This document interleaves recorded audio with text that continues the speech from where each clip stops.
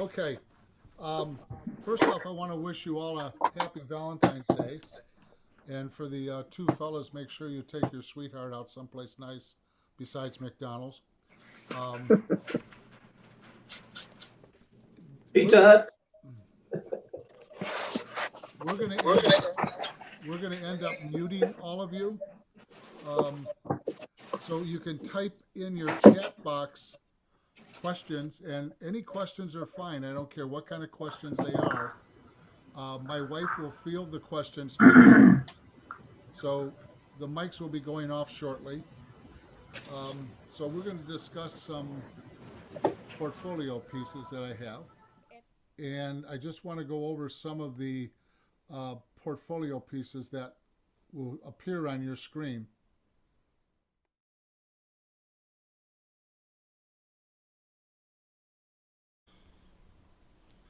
All right. This was a watercolor I did a few years ago. And this was a hunting camp up in the Upper Peninsula of Michigan. And I actually used two greens on this and two blues, and I used a burnt sienna. So it's really only a 5 color painting. No, it is 6 colors. I'm sorry. It has raw sienna in there also. So it would be considered a full color painting according to how I look at things. But I'm always trying to get things unified with the colors and cross mixing, which you'll find out during the demo.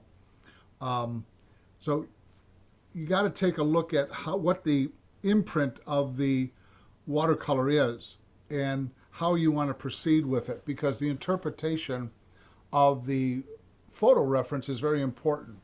And I'm always telling the students to try to paint the painting and not paint the photograph.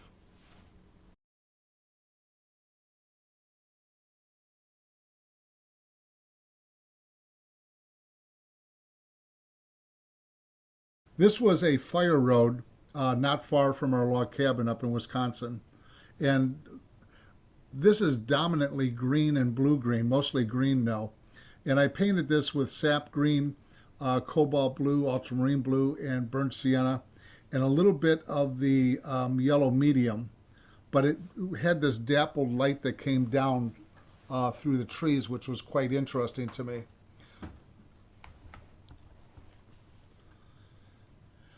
And this one I did a long time ago. This was up near Bond Falls in the Upper Peninsula of Michigan, and it was looking at the cedar trees that are perched in the rocks just above the falls. But this was like a 4 color painting, and it had cobalt blue, ultramarine blue, burnt sienna, and sap green. And all the rocks were lifted out. This one I had in Brown County, the IHA, a number of years ago. And sometimes the green can complement all the other colors that you're adding to this. So it actually complemented the burnt sienna, and then with the addition of the blues and so forth, help balance off the rest of the painting. It also won an award in IHA that year, which I was happy about.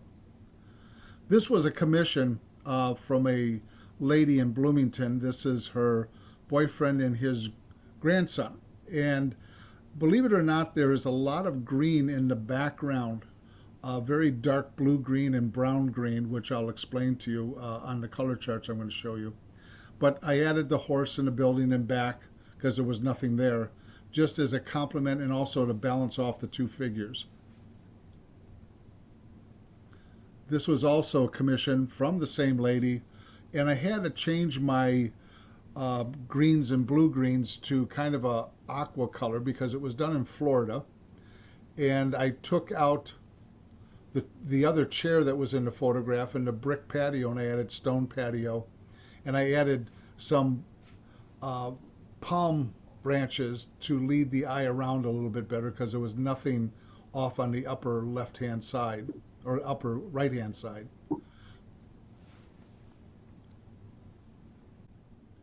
This one I just entered into IHA this last time around, and unfortunately there wasn't a reception because of the COVID. but I won an award on this one too. And this is a waterfall in the Upper Peninsula, but this is predominantly green and yellow green with the balance of the red.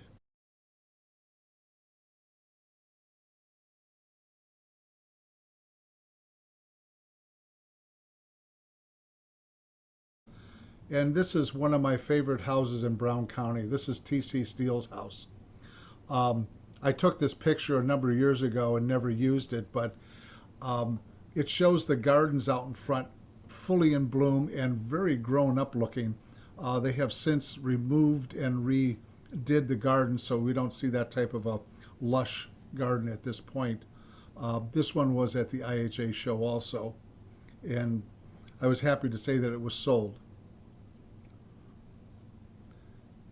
And this was a small island in northern Wisconsin up near Presque Isle, Wisconsin. And I used the green in here very dark to make the warm colors illuminate. So there's not a lot of color in the green, but it can be used to illuminate other colors, and that's what I used this for, because the sun was coming through this little island. And also, again, I used the greens to make the other colors more intense, the orange, the yellow orange, and the yellows.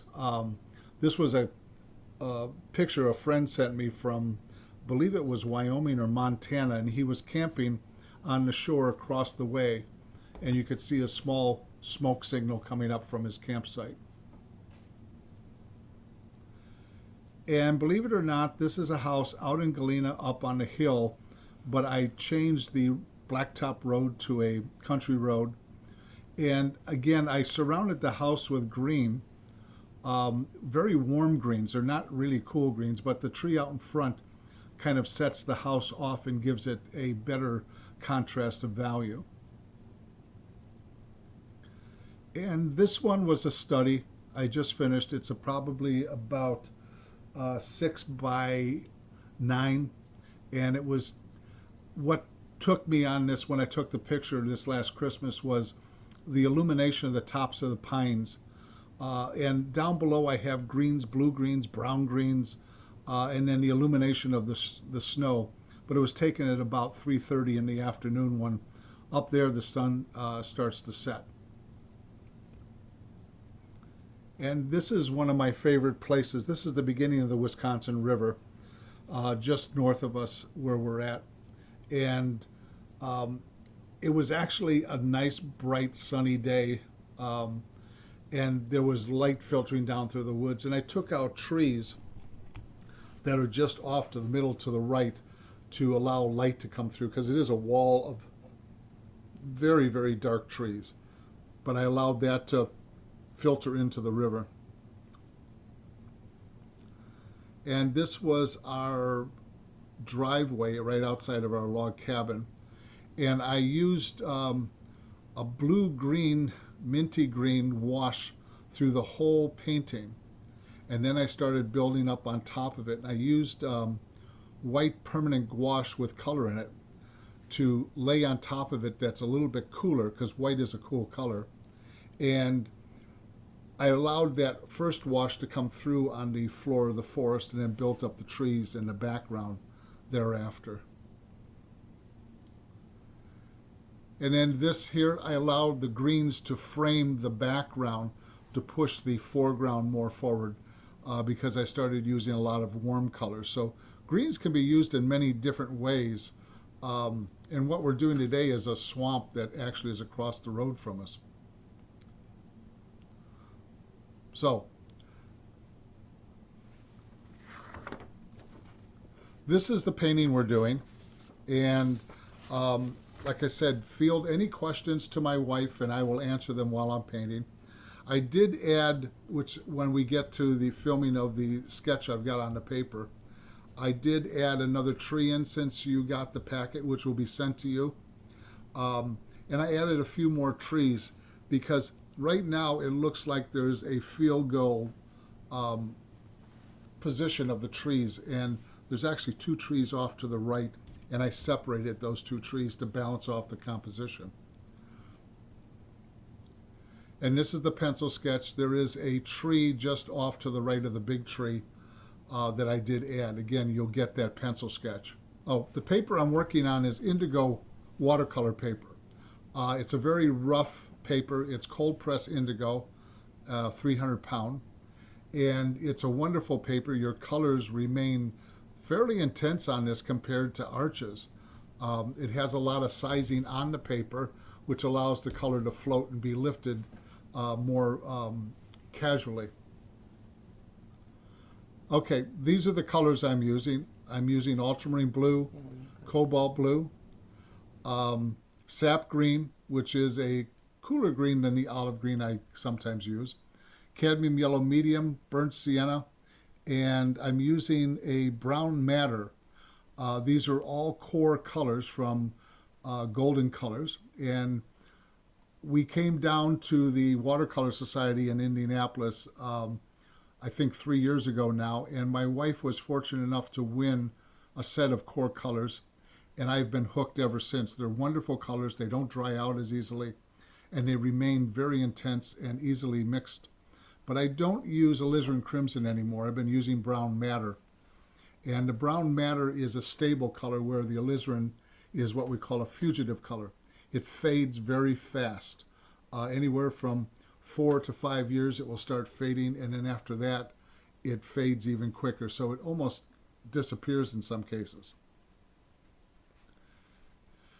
So I've given you a color photo rendition, and I've given you a black and white rendition so you can see the values. And the values are extremely important to a painting. They do all the work, and always the color gets all the glory. I'm sure you've heard that before. But you want to pay attention to the values. Make sure your darks are dark enough. Make sure your lights are light enough. Because if the darks aren't dark enough, the lights will never appear to be light enough. And last but not least, I just got done I'm doing a demonstration for a group called Lola up in Land O'Lakes, Wisconsin, which is right at the top of the state at the end of June, 2-day workshop. And I have a 3-day workshop at the McCord Gallery in Palos Park. And I have a Brown County Art Gallery 2-day workshop in July. And I have one up at Dillman's in northern Wisconsin. And I also teach in-person and online classes weekly. So I teach at Main Street in person up in Lake Zurich. This is a little advertisement for me. I teach Zoom classes at the Elmhurst Art Museum, and I also teach Zoom watercolor classes at the Patlin Chisel. And I also have an online school called Towering Winds Academy of Fine Arts.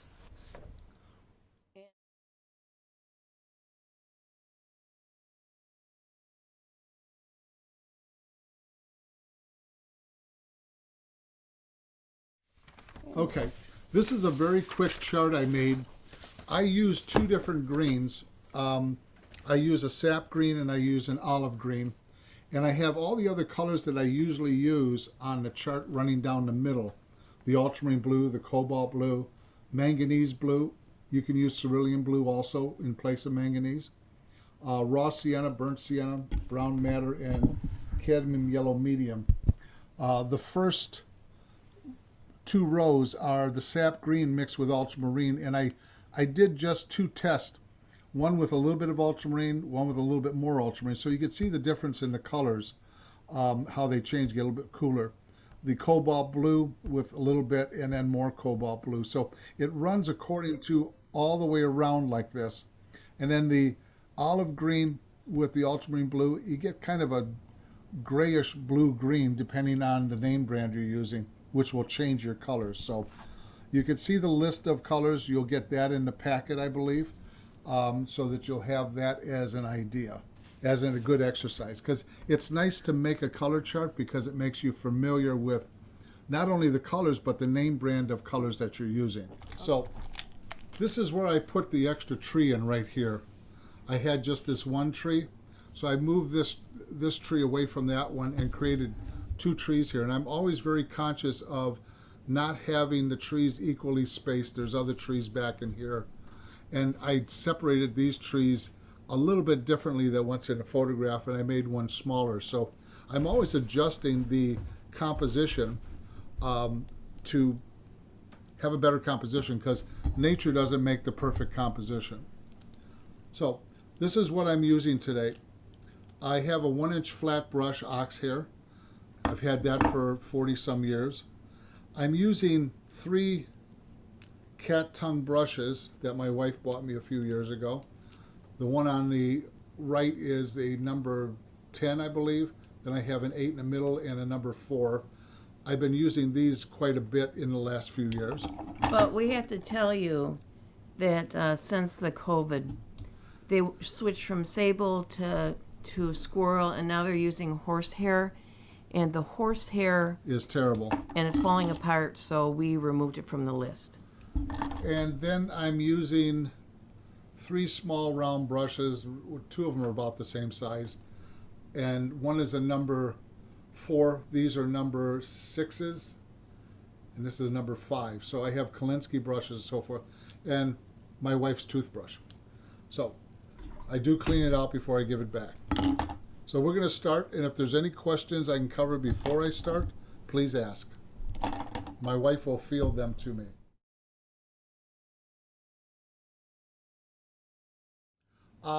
The process of building a painting, very important.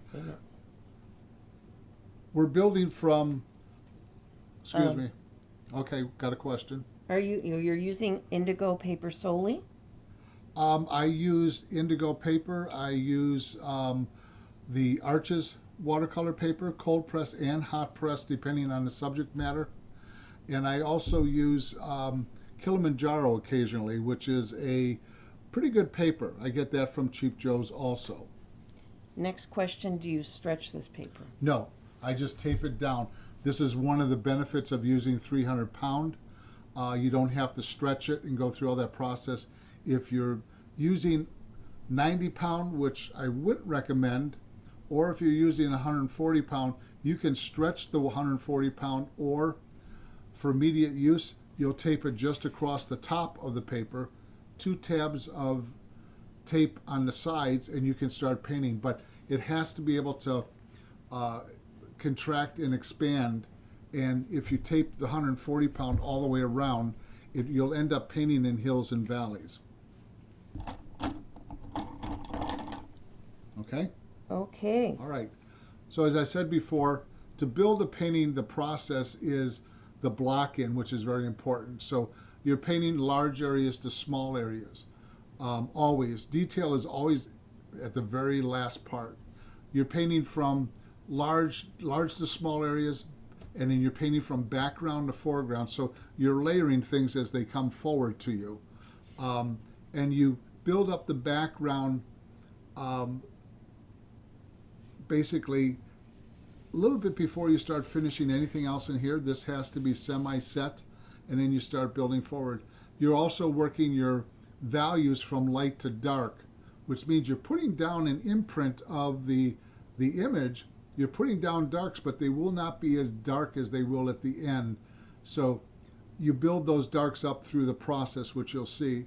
And finally, you're working your colors more intense at the beginning, and you gray things down as you go through, because you can't get your colors any more intense than you can at the beginning unless you're putting the same color on top of the same color, which I will do in this particular case.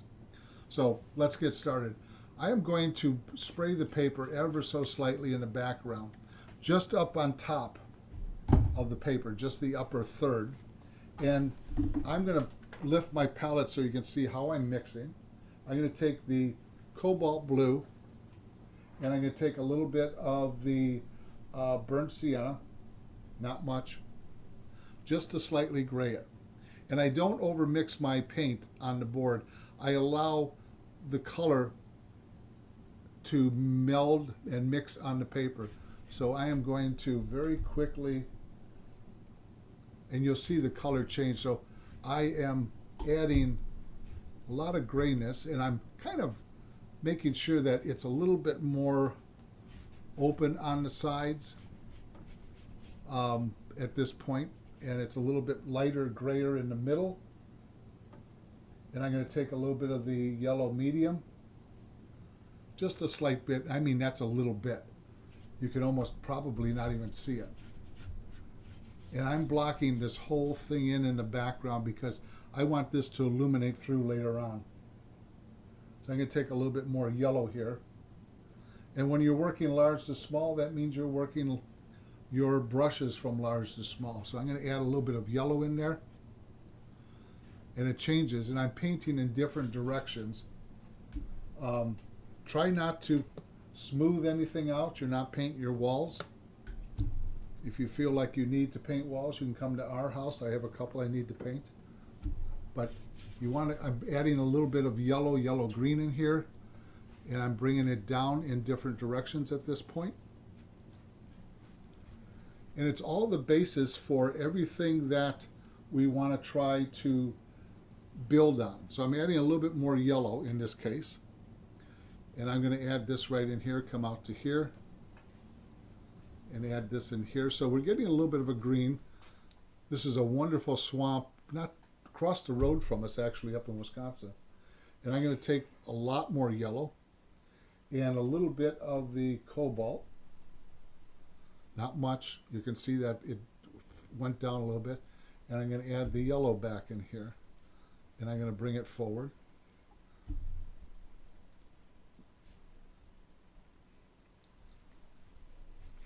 And I just keep on moving this around so that this color will show through when I go into the second wash. I will not cover this entire color that I put down. I'm going to be changing color up on top of it, but a lot of this will show through.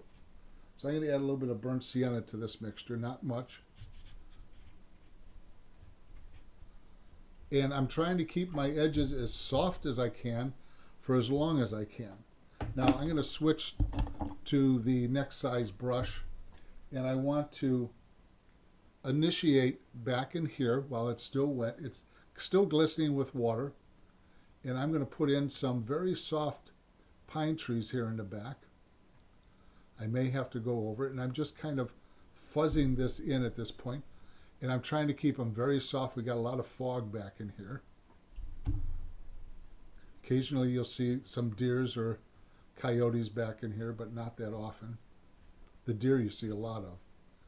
But I just want to, the important part is the tops of these trees at this point, and that's what I'm looking for. And off to the side, I'm going to add a little bit more green and a little bit more green over here. And I can work this fairly long because this pigment stays wet fairly long. I've taken the water from up here and allow it to fall down. And I'm not concerned about the trees at this point. I'm concerned about the big masses of things. I'll get the masses of the boughs of the pines in, but I will not put the trunks in until last. And I want to wash away all the white here. And I'm going to add a little bit more yellow up in this area. And this will carry through a little bit more. And then a little bit here. So I don't want to isolate any color. I'm moving the color around quite a bit. So we're going to leave this dry for a moment. And I'm going to take my sponge, it's a natural sponge, and I'm going to go in and I'm going to soften a few edges in here. Not a lot. Just so that it doesn't have any hard edges. I didn't go back into it too late because if you did, you'd have these blooms showing up, which when you're working with nature and so forth, sometimes you can use these a little bit more. There might be an occasion where I have to use the hair dryer today. I don't normally use it because I usually sit there and watch the paint dry. Nancy's still having a problem here. Can you hear me now, Nancy? I can talk louder. Could you hear me? I don't know. She's probably typing feverishly. Barely. Okay. I'm going to leave this dry just a second. I want to talk to you about a book that I always recommended for the last 40-some years. It's John Carlson's Guide to Landscape Painting. And it's a book that I use as my Bible to the students because it gives you all sorts of information that you'll need to do good landscape painting. Many other artists also use this book.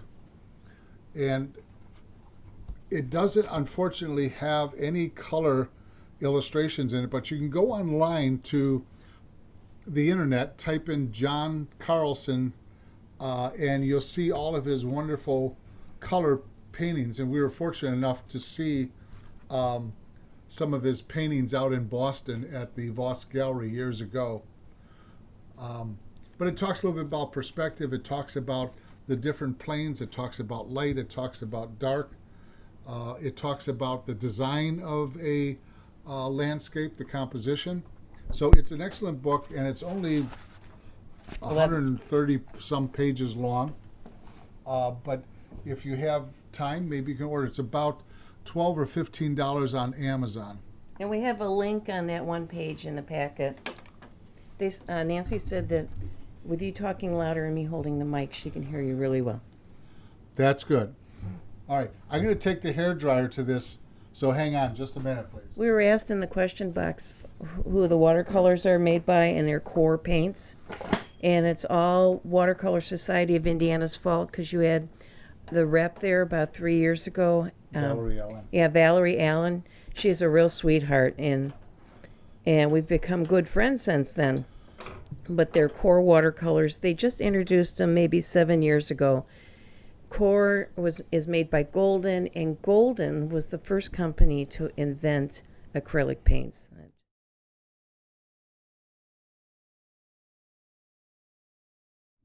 Okay.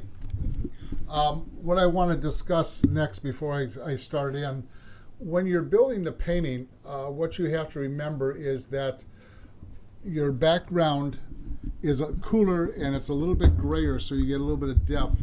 And what happens is that your values, your dark values are darker near you, and they get lighter as they go away. It's part of atmospheric perspective. And the lights, they're lightest near you, and they get darker as they go back. So what happens, darks get lighter and lights get darker, is that they have a tendency of getting closer together in value. So you're seeing less value change in the background, you're seeing less detail in the background, and it's got to do with the way we see through the molecules of air and what's floating in it. And of course, you have the fog in this case, which gives us a nice, quick aerial perspective on this. Okay, so I'm going to get started into the background. And like I say, if you have any questions, please field them to my wife because I will answer them working. So I'm going to go back to the background again, and I'm going to start coming forward. That is a repetition of that process until you get the painting all done in the background and start working more closely in the foreground. So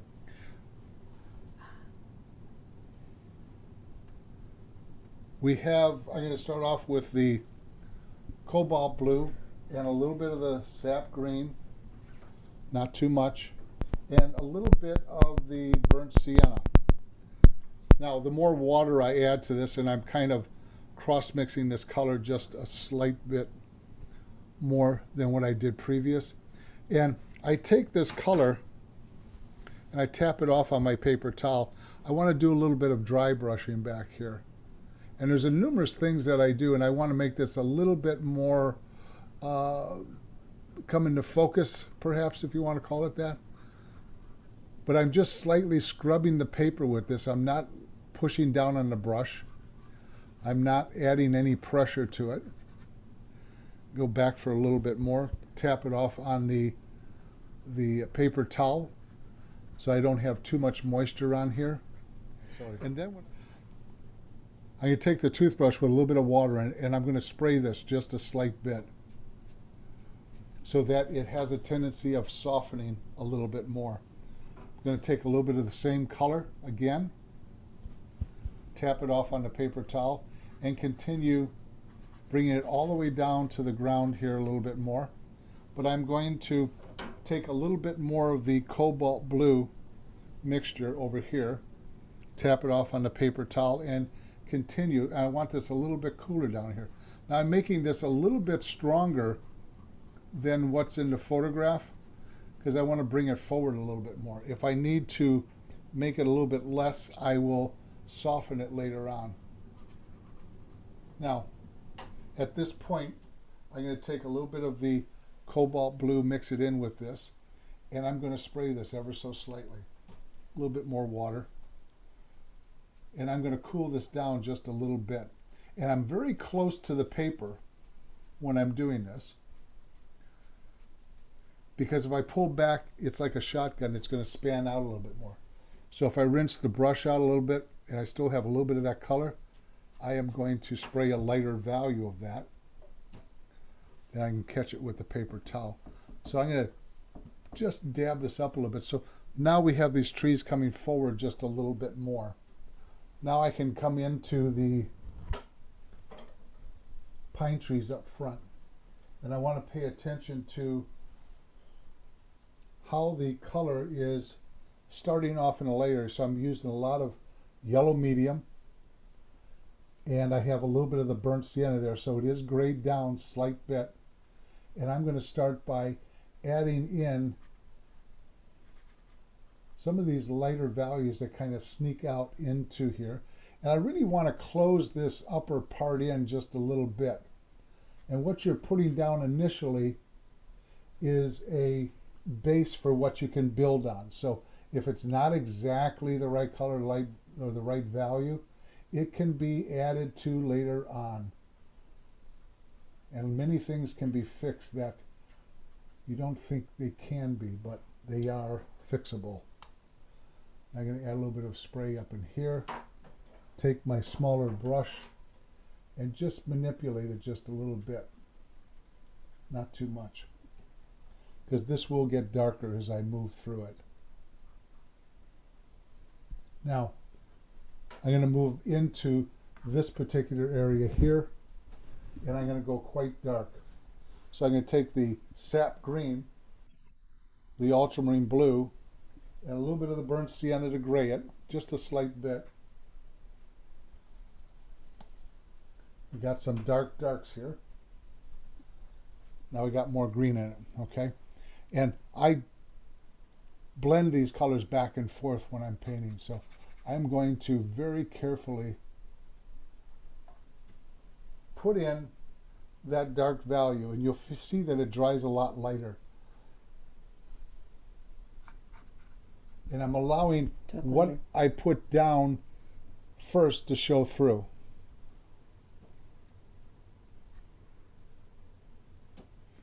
And we get a little bit more dark up in here. And I'm going to spray this with a little bit of water to soften it. So I've added a little bit more warmth in certain areas. And I'm trying to get this going all the way across. I am painting around this one larger tree here for the time being. But I'm being very conscious of not covering all the light up in here.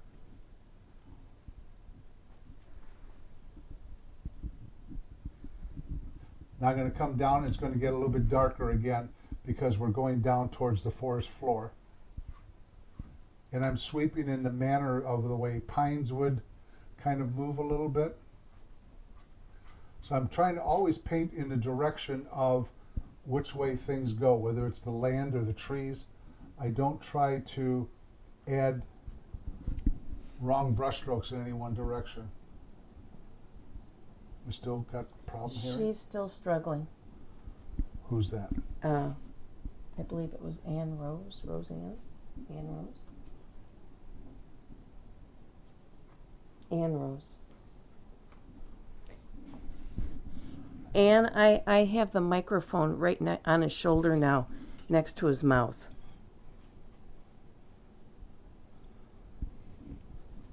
So I am painting down further and further, getting this a little bit darker as I go, and it will get darker later on.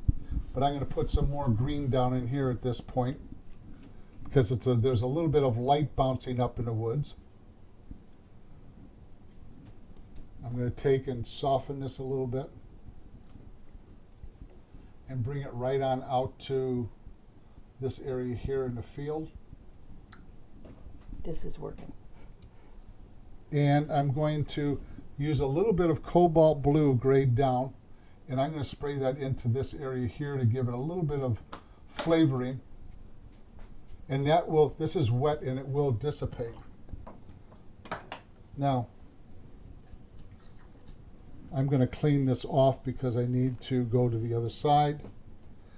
And I don't want the other side to have the same color variations. I'm always remixing colors so that I don't have exactly the same over there. This is going to be a little bit lighter. It's not going to be as heavy as this, so I'm going to be very careful in putting down very simple movements over here. It's going to be a lot airier.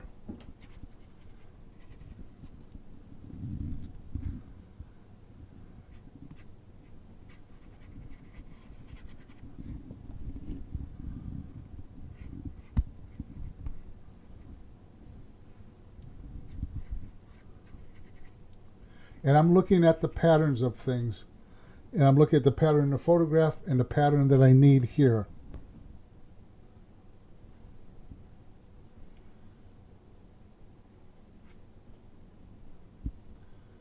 Because it's the painting that's important, not the photograph. And I'm kind of scrubbing the paper. That's why this paper, the indigo paper, lends it towards this particular type of landscape. It has a lot of texture in it, so I add a little bit of burnt sienna in this. Makes it a little bit darker, a little bit warmer. It comes towards us a little bit more as we move down the tree. And then I'm going to take the toothbrush with just water on it, and I'm going to spray some of this just so it softens.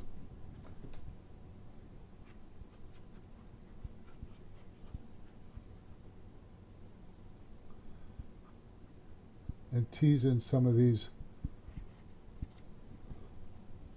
little small interesting movements that are within the composition here. And I'm going to add a little bit of burnt sienna to this and a little bit more ultramarine blue because we do get darker as we go down. So I am trying to get a variety of color going on.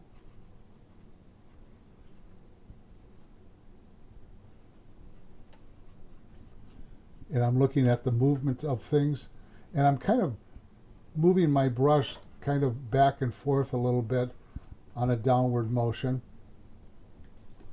And this needs to be a little bit more solid looking down here. So I keep on using the burnt sienna for grain for this particular painting, and I'm using a little bit of the brown matter here and there. As we come down, we get a much darker dark down here. And then we have some of the sap green with the yellow medium. And I'm mixing this with the toothbrush. And I'm going to go in here, and this gives us this nice soft feeling at the bottom. And I'm going to add a little bit off on this side here. And while I've got this here, I'm going to add a little bit of the brown matter to this.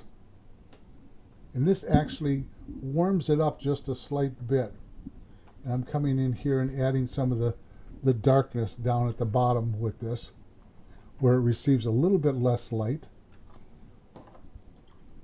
Then I'm going to take a little bit of the cobalt blue, and I'm going to add it up over here where it gets a little bit cooler.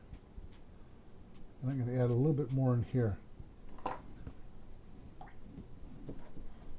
Now, I'm going to come down with a little bit larger brush at this point. But I want to clean my palette again.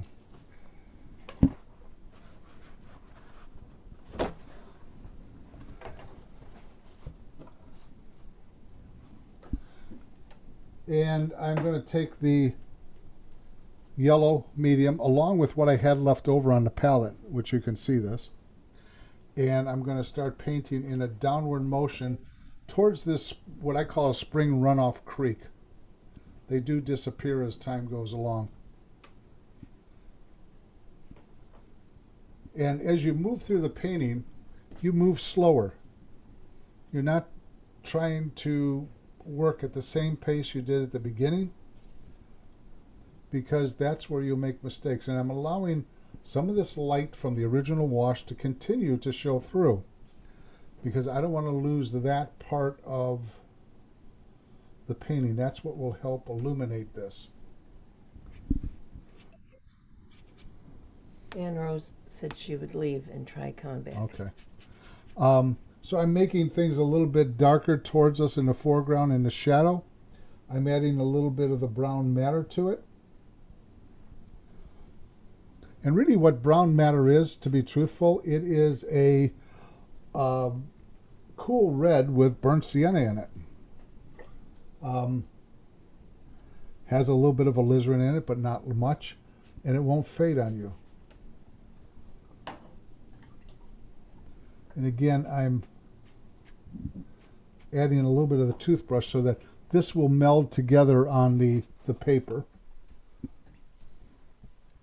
And I'm adding a few more distinct darks up in here that are showing, and I'm moving them around in different positions than what's on the photograph and coming up the other side here. And I'm using yellow greens, blue greens, brown greens. There's all sorts of different types of greens in here that can be used. And I'm going to take my sponge here and soften this as it comes up.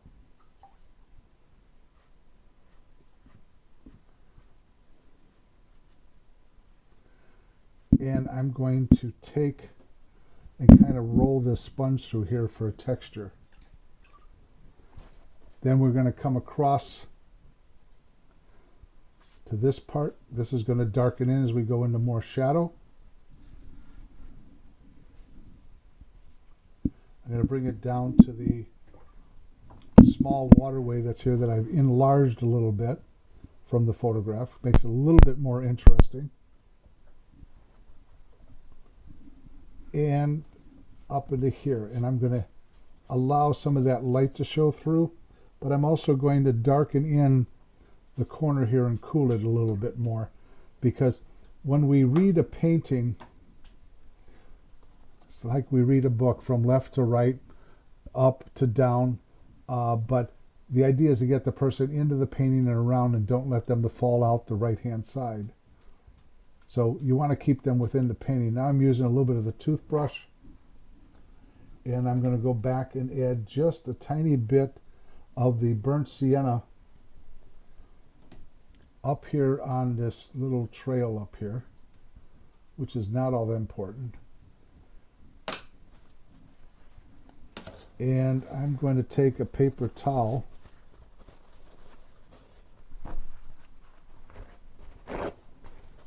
and I'm going to wet it. So what I have is something like this here that's very wet, and I'm going to rag roll this just a little bit. This will give me some of the texture to build on that you can do at any time in a watercolor in the right spot.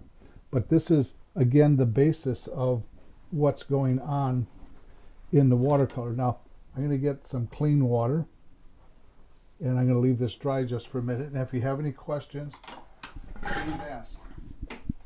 No such thing as a dumb question as far as I'm concerned. All right, the paper indigo. As I said, my wife bought this for me. She was surfing on the way home from Wisconsin on her iPad, and she ordered, I think, a packet of 5 210 pound pieces of paper, and they come 22 by 30. Same as any other. And I says, no, I never used it before. She said, well, you will be using it in about 4 or 5 days, which I got it. And it's a softer paper, to be very truthful. And you can't, on this paper, it's very rough. You cannot get a direct straight line as easily as you can on the cold press arches. And when I do portraits or animals or something, I'm using hot press, where I need a more accurate drawing. But it's something that is fun to experiment with. But I will tell you that it's a very soft paper. Not real soft, but a soft paper. And the first time I demonstrated with it was in my studio class here. And I was lifting, and when I lift things, I use an old oil painting brush, which is very stiff, and I went right through the paper. Okay, I only did that once until you get kind of used to it, but it has a wonderful texture to it, and the colors remain fairly intense compared to some other papers. Now, the difference in papers, while this is drying, let me explain, is that watercolor paper is made with sizing in it, which is a glue that holds the cotton fibers together.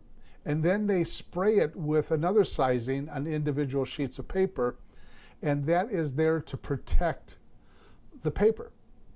And you can do one of two things: leave it on and don't do anything with it, as I do. Then you're allowed to manipulate the watercolor a little bit more. Or you can remove a little bit of it with cold, clear water and a very clean sponge, but I don't think it's necessary. I haven't removed the sizing on any of the paper in 15 years. Now, there is a difference. If you use the block watercolor paper from Arches or some other manufacturer, the watercolor block does not have the sizing on the paper as individual sheets because they're shipping it in a closed packet. They feel they don't need it. So what happens is that your watercolor will sink in, become less intense, and become less maneuverable on the paper by lifting and so forth. So there is a difference in the paper as far as the handling goes of the watercolor, but I used the watercolor block in the past, and I found there's that particular difference of not having the sizing on the paper I do not like personally. It's like you like certain colors or you like certain papers. I've used Stonehenge paper. It's a very good paper. I've used the Fabriano. That's a very good paper. But it's a matter of finding what you like, what you don't like, and I'm just feeling this to make sure that it's drying nice. I always do it with the back of my hand. There's no oil on the back. But I'm always looking at different new products, not as far as colors go, but as far as papers go, because you have to have good paper, you have to have good brushes and good paint. If you use a cheaper paint, it has a filler in it. It has, best to describe it, it has a chalk in it as a filler, and you have to use twice as much paint to get this type of intensity. So you end up spending the same amount of money or more by buying a cheaper paint. So I'm always encouraging students to buy professional quality paint that has good light fastness. And when I go into a store, I usually try a little bit on the back of my hand, open up the tube to see what color it is, because the outside of the tubes tells you nothing. So usually when I'm at the checkout, I have several swatches of paint on the back of my hand. And they look at me like, well, what did you do? Well, I'm testing the paint. So it's something that I've done over the years, and I continue to do. If I'm buying a color I'm interested in experimenting with. Any other questions? Yes. What about Arches full sheet? Is that okay? Does it have sizing? What's that? Full sheet. Full sheet Arches, does that have sizing? Yes, that has sizing in it and on it. This comes in 22 by 30, and I cut it down to quarter sheets for this type of thing. Okay. Dale, I found recently that Arch's 300-pound cold press has almost no lift property anymore. I think they changed their formulation. They could have. I haven't bought Arches in over a year. Yeah, it's been about a year since I got into this batch. It also will have little blobby places where you lay down your paint and you want it to be perfectly smooth, and it concentrates in areas. There's some defections now too. I wrote, yeah, they're not forthcoming with information by any means. I wrote them an email about their block paper and the individual sheets of paper, and I asked them what the difference is, and they said there is no difference. And I actually found on the internet through chat rooms and stuff that they don't add the sizing on the paper in the block form, but they do on the individual. And again, they're probably cheating because of I cost. think we lost you, Dale. Can you hear me now? Yes. Okay. But I think they're starting to cheat on certain things, and I wish they wouldn't do that. I'd rather pay a little bit more and get quality and what I want rather than something that is a cheaper quality and you're paying the same price. Lighter colors and darker colors towards you, and then they get lighter as they go away. What happens value-wise is that your darkest darks, your darks are darker near you up front here, and they get lighter as they go back, okay? And in this particular case, these were darks as you walked up to them, but that was through the fog here. But the darks are darker near you, and they get lighter as they go back. Now, lights are lighter near you, and they get darker as they go back. So what happens is there's less contrast between the lights and the darks as they go back. So to explain it a little bit nicer, we have a brand new blacktop road. The blacktop is darkest near you, and as it recedes, it gets lighter. And then they put a light white line down the middle of it, and that white line is lighter near you, and that gets darker as they go back. So what happens is that the values start to get less contrast. They start to be almost the same as far as you can see. If you could get on the mountaintop and you can see the 42 point whatever miles, you'll get way back there. You'll see the difference between the sky and the mountains, but the mountains now are almost one value. There's no contrast, there's no detail, there's no texture. And as you look forward, it starts getting more detail, more texture as it comes forward. So you got to be careful about how things recede with value, because again, value does all the work. But right back here, I've made these trees a little bit stronger, but they look darker at the beginning, but your watercolor will dry lighter as it dries, which is the one thing that I cannot teach you, because you have to learn how to anticipate it.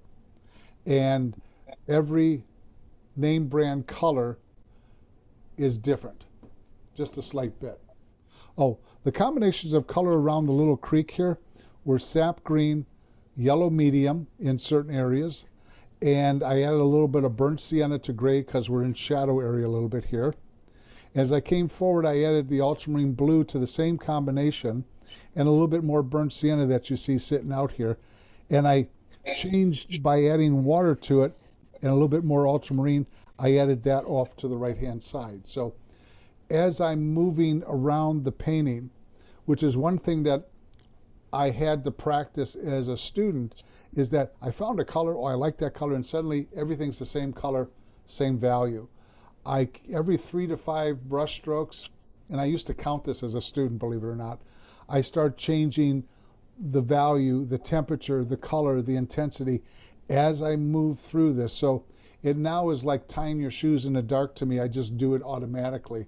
But you have to remember, change up your color a little bit as you move through this so that it ends up to be more variety, which is more interesting to the eye rather than having the same color everywhere. And you can see that here, there's different values and different phases of the blue, green, and green through here. So this is one thing you have to kind of pay attention to.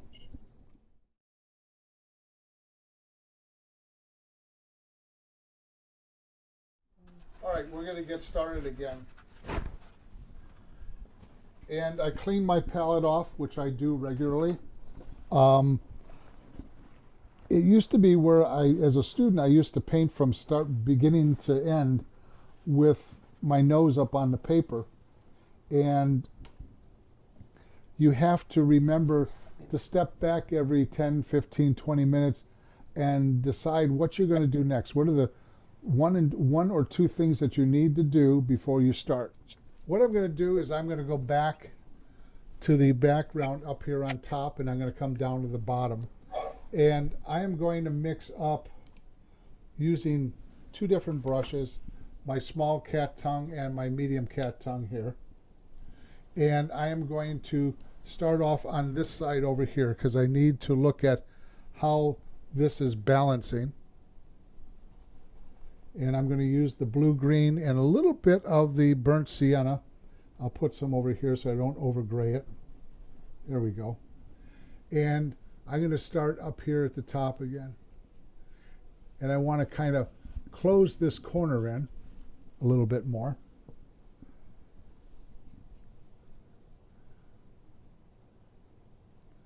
And I'm going to work myself down and around.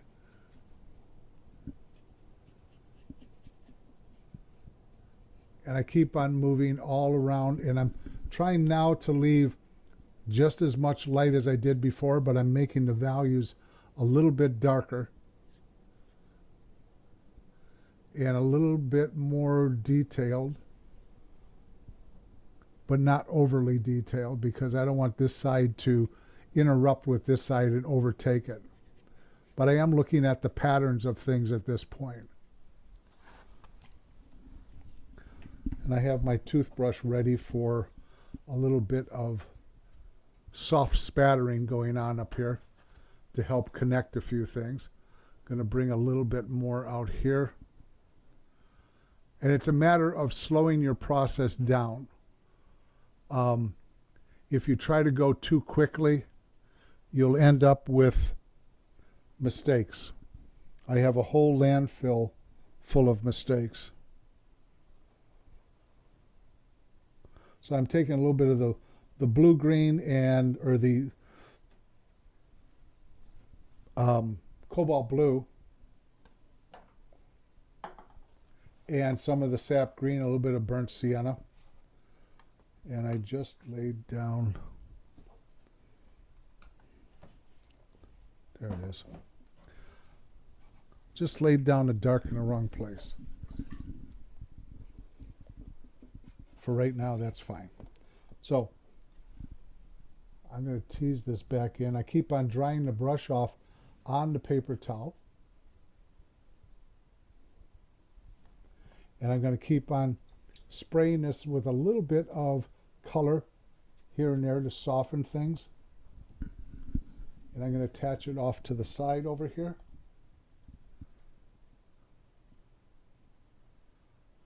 And this will make a lot more sense as soon as I start plugging in the tree trunks. I'm not concerned about the tree trunks. I'm concerned about all these primary and secondary masses. And if I hit it with a little bit of water, it actually fills in by itself and does some of the work for me.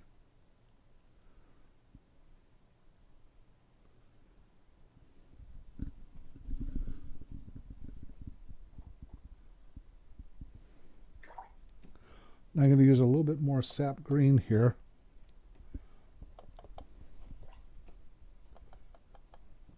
And I'm going to kind of get this a little bit warmer down in here.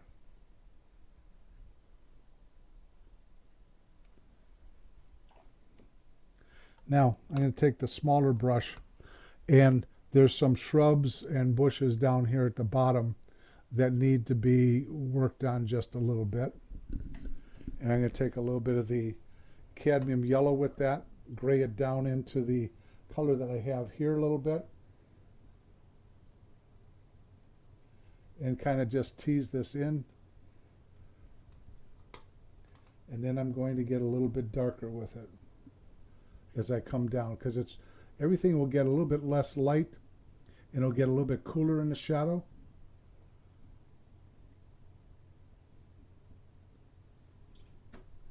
And then we pick up a little bit more light. So I am closing this gap in very slowly. That's between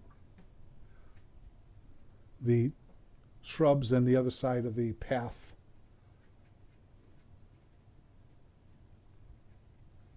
And I want this to kind of come down on an angle a little bit more because everything is a little bit too straight.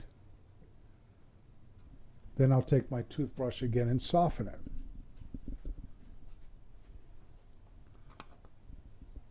But catch that before it runs down. And don't worry about changes of value that are within one shape there. That's part of the process. And what I'm going to do is I'm going to come in with my 1-inch brush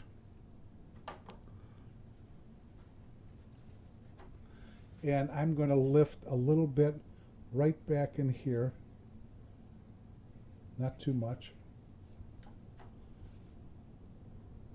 and I'm going to soften this with the brush, but I want this to be catching a lot of light back here, and then I'll soften this up a little bit. So I'm getting the secondary masses put in at this point that are very important. I'm going to go to my smaller brush at this point and I'm going to start building this side of the painting, the right hand side, and I'm going to use the ultramarine blue again and a little bit of the burnt sienna and a touch of the brown matter, and I'm going to start blocking this in.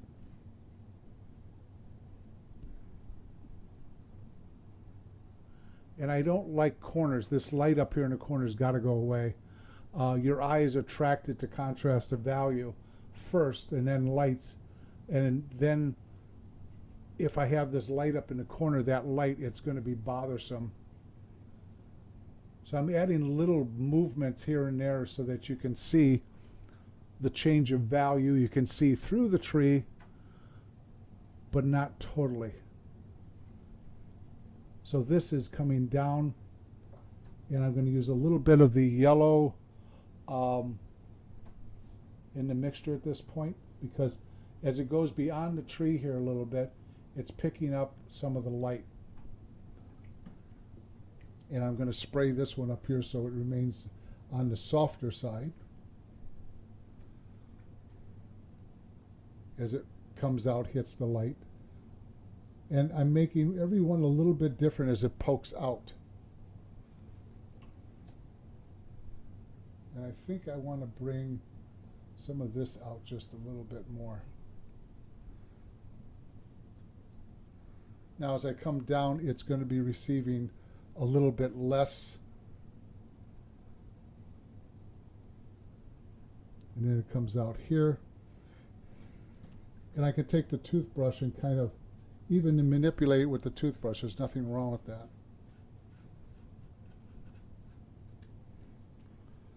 And now I'll continue down into this darkness that's off to the right down at the bottom. I'm going to use a little bit of the ultramarine blue, the sap green, and some of the brown matter. And I want to fill this in a little bit more. Now it's getting a lot darker as we move down. And I'm painting in different directions, getting that feeling of the boughs of the pine, and I'm allowing it to just dry brush. Occasionally I'll dry it off on the paper towels.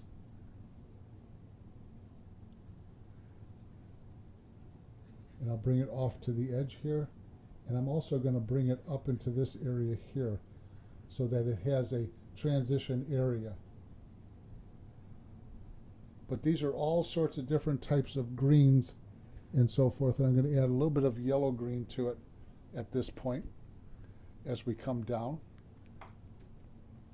Because what's showing through in the background here is another type of green that's more warm. So I'm adding yellow to it. Then I'll go back to the dark.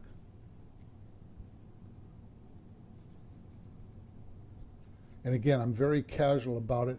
I'm trying to get these sweeps to look like pines as we come down. And then we have a nice dark green. I'm going to add a little bit of the brown matter to it. Brown matter gives it a little bit different body than the burnt sienna.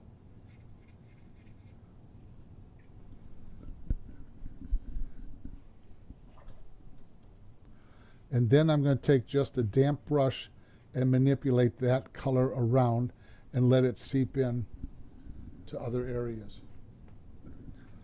So it's a matter of manipulating what you have here. And I'm going to bring a little bit of it over here. So I'm balancing off values back and forth.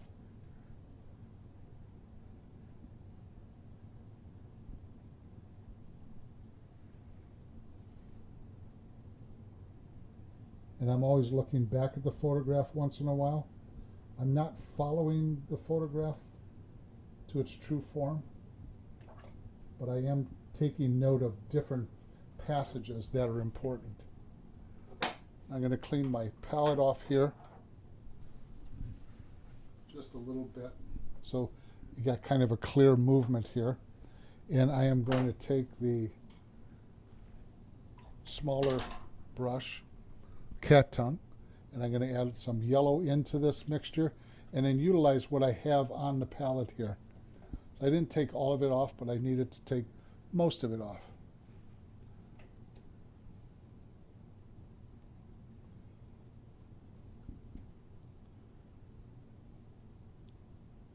And again, I'm not covering everything that I'm putting down. I'm still allowing the first and second washes to show through.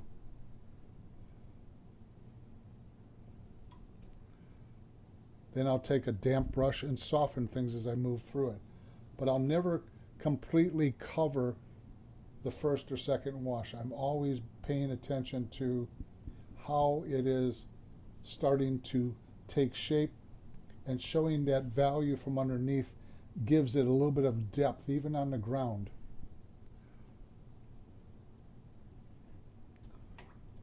And again, process is slowed down. I'm not trying to move too fast at this point, so I'm taking a little bit more sap green. I'll take a little bit more of the cobalt blue and a touch of the brown matter, and I mean just a touch, just a little bit.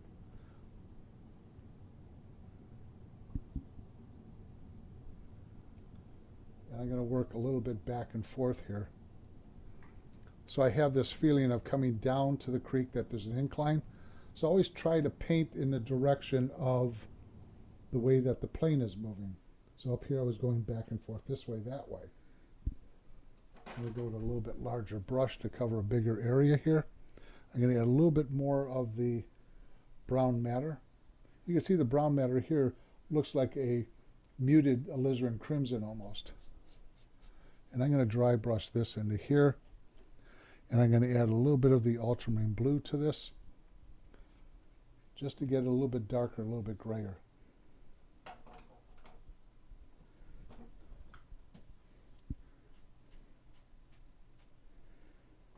And then off to the other side, and we'll take a little bit of a break here. If you have any questions, I'm going to get this darker in here and this a little bit darker in here.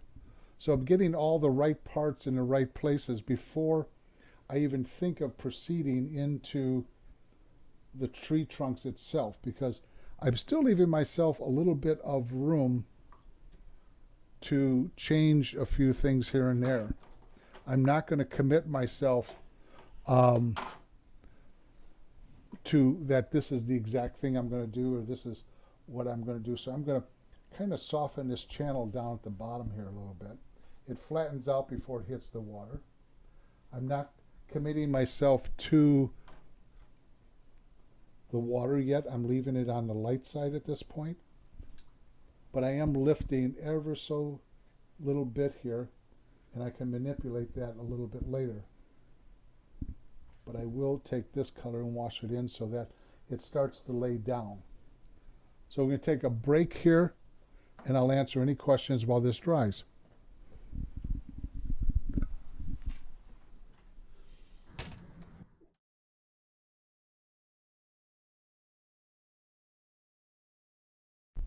Okay, some people have asked in the past how I got into art.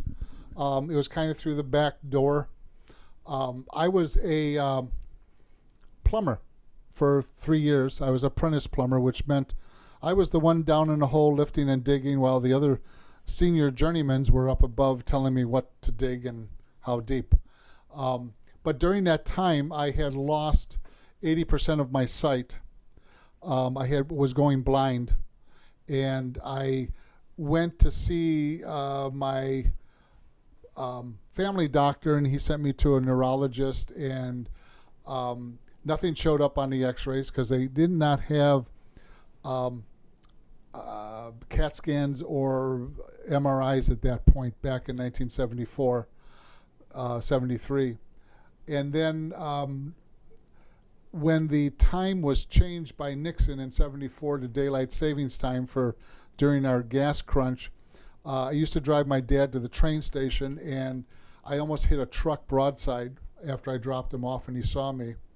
So that he wanted to question me when I got home that night and said, "What's the problem?" And I said, "Well, I can't see." I had lost 80% of my peripheral vision. It was black, and I could see maybe an inch, and that was double vision. So within a week and a half, I was in the hospital, and another week I was being operated on. I had a 9-hour surgery, brain surgery, and I had to learn how to walk again and how to write.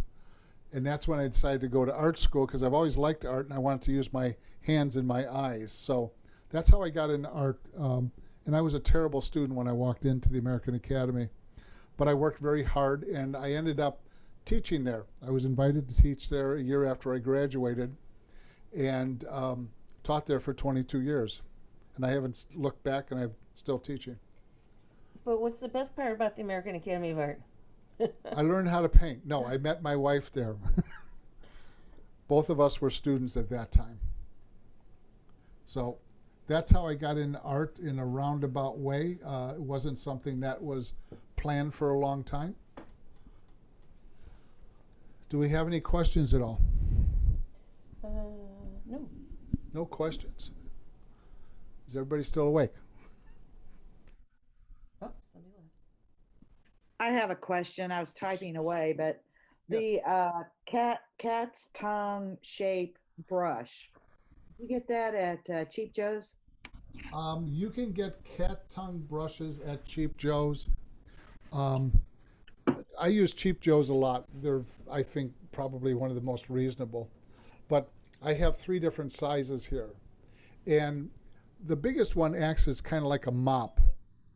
The mid one asks for larger, smaller portions of areas and so forth, and I can manipulate it. What's nice about it is that I can draw a line with it, or I can use it on its side for larger areas. But basically, I really enjoy these brushes.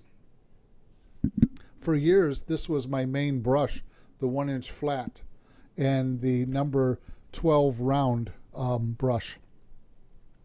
But yeah, you should be able to get something at Cheap Joe's. Make sure that if you are getting real hair, don't get synthetic. It's not good. Even though some people swear by them, but they don't load the watercolor. You have to remember they're made from plastic, and oil and water don't mix. So you don't get the load of the watercolor and the water in your brush that you can continue painting as I have been. Did you take a picture? So I'm going to leave this dry for a moment. I don't see those brushes in the catalog.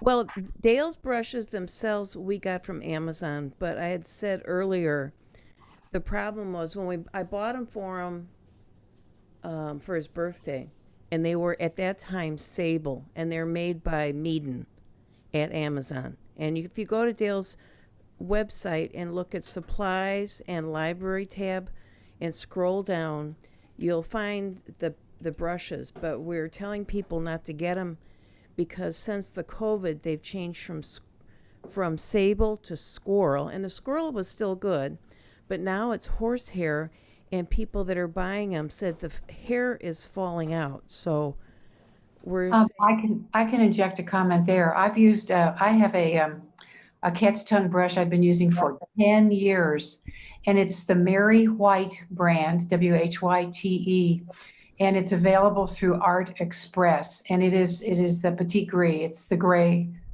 squirrel hair, and it's just a fabulous brush. Oh, good. We'll look into that. Thank you. Yeah. Art Express, Mary White. Yeah, Mary. Art Express. Yes, it's where they sell they sell most of her named products. I've never heard of that website. I just learned so much. Well, another one that's really good, but it's really expensive, is rosemary brushes, and Yeah. they're made handmade in England. And I don't know if anybody's familiar with Artists Helping Artists. It's a podcast by Leslie Sada, and she stopped doing it now, but she's got 10 years of information from social media all the way down to just supplies and prints and frames.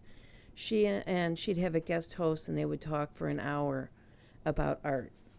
So Wow. they had in fact, I'll put the link on that packet you're getting.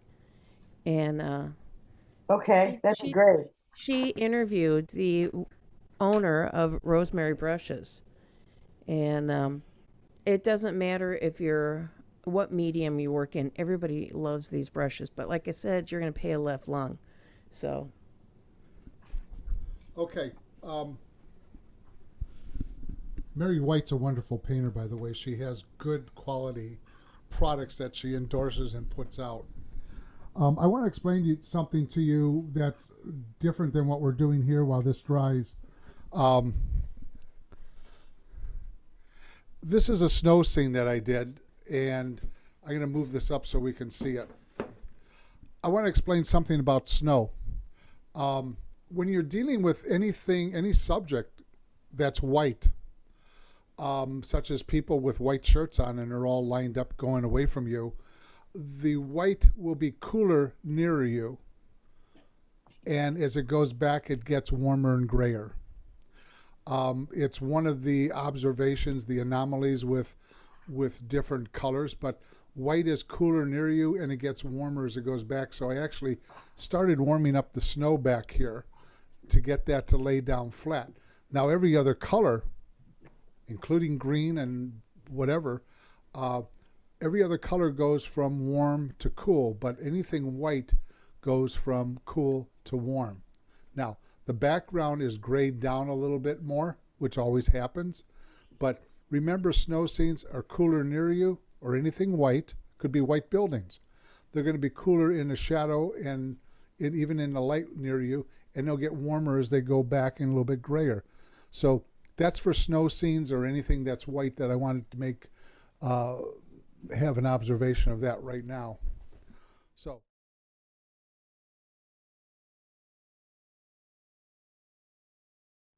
So if we don't have any more questions, I'm going to go back into the painting.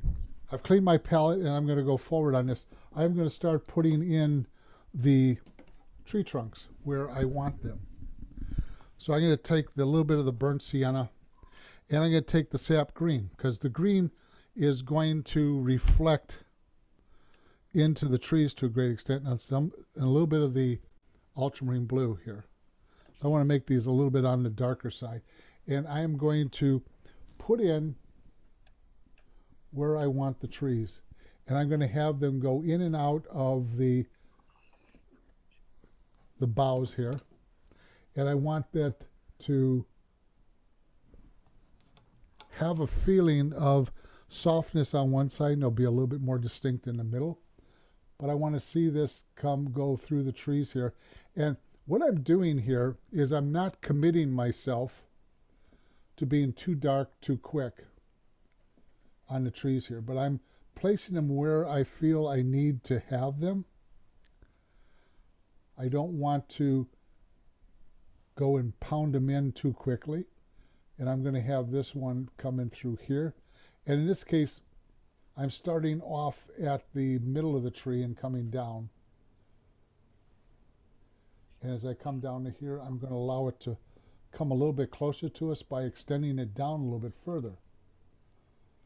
Now at the same time, I'm going to take a smaller brush, my number 5 round, and I'm going to add a little bit more burnt sienna to it and a touch of the cobalt. So it's kind of a coolish brownish gray.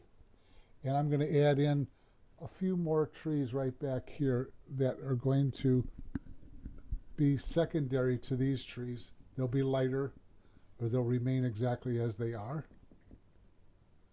But now this foliage will start to make sense to everybody.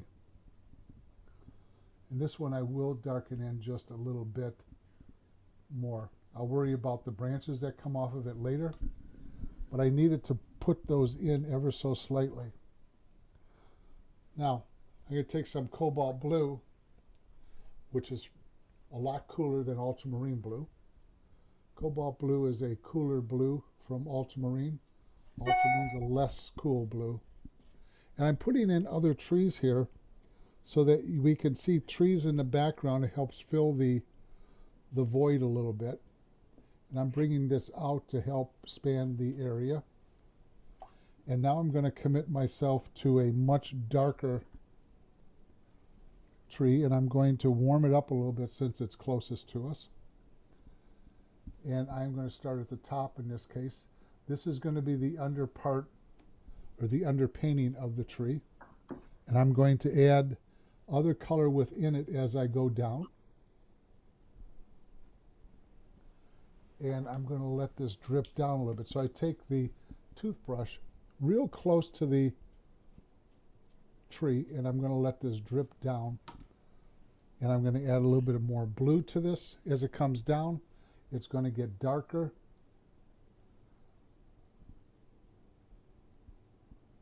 It's not going to be quite as warm as I continue down, but I'm adding all sorts of colors in on this tree.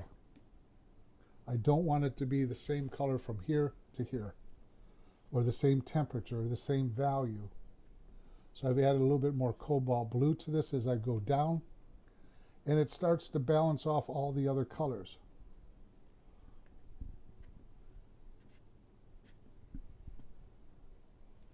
And I am adding a few things here and there to this. So come right down to the ground here. Kind of slope it down that it grew out of that area here. And I'm going to take the paper towel and I'm going to soften the bottom a little bit so it looks like it's coming out of the ground and it's not placed on the ground at this point. Now I'm going to take my smaller brush again and I'm going to start placing the next tree in here. And I'm going to mix up a little bit of the burnt sienna and the ultramarine blue.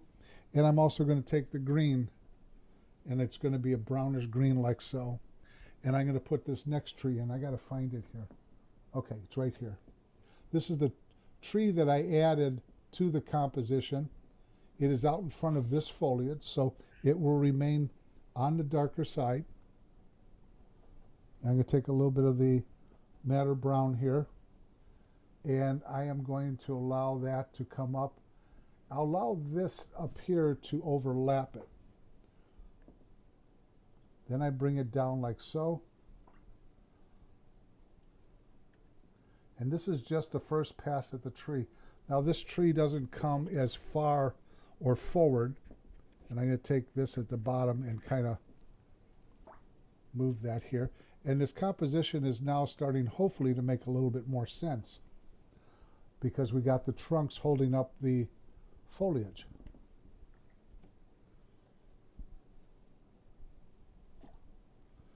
And then I'm going to add, and I'm being very careful that this space right here in the middle of these two trees is not going to be the same space from here to the next tree. So I'm going to move this other tree in here, and I'm going to make it a little bit darker with more ultramarine blue. And I'm going to allow that to weave in and out of the branches here.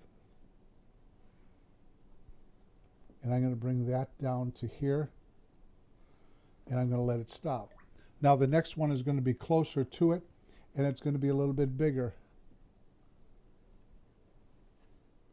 And again, I'm allowing it to go in and out of the foliage, but it's going to be a little bit closer to us. So I'm keeping the rhythm moving of where the trees stop and start. And right now I need to clean this mess off my palette, because I want to keep my colors clean. So I keep on changing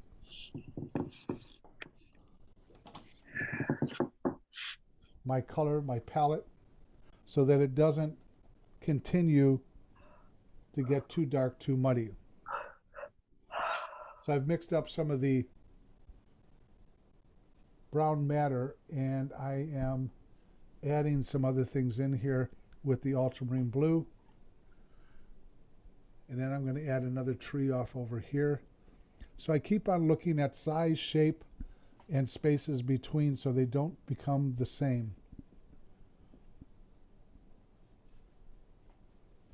And I'm going to go back to the main tree here.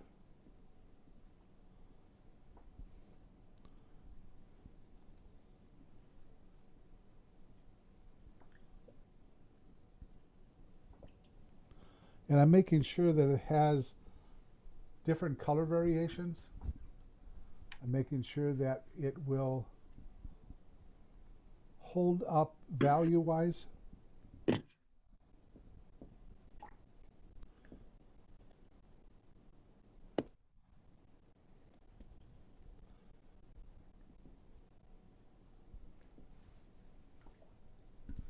And what I'm going to do is I'm going to take just a wet brush and I'm going to pull this up here so that it kind of softens and so forth, that this is receiving more light up here at this top point.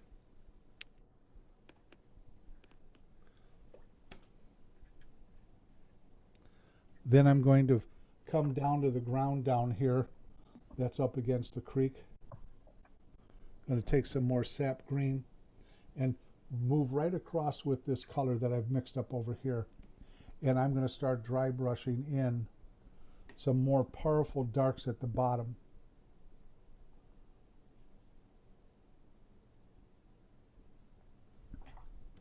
And again, I'm slowing my process down.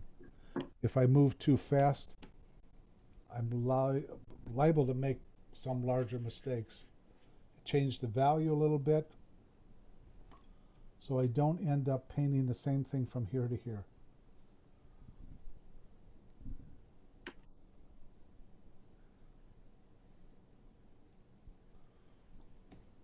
I'm going to add an accent of cobalt blue in this area just a little bit and up in here.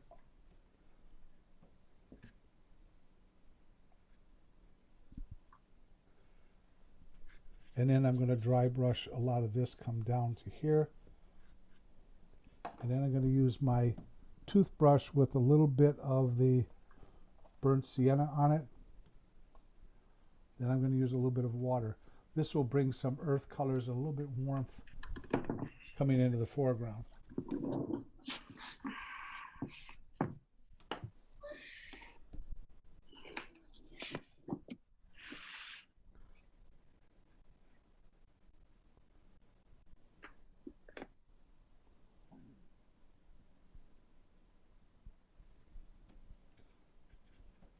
So I'm constantly looking around to see what needs to be added.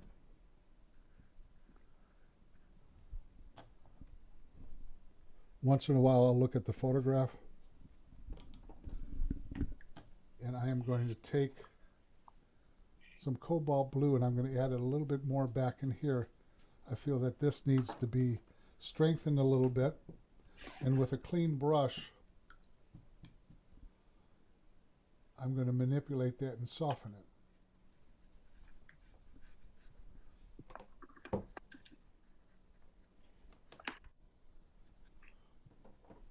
I'm going to take a little bit more cobalt blue and I'm going to add that a little bit more towards the bottom here, so this stuff sets down a little bit more.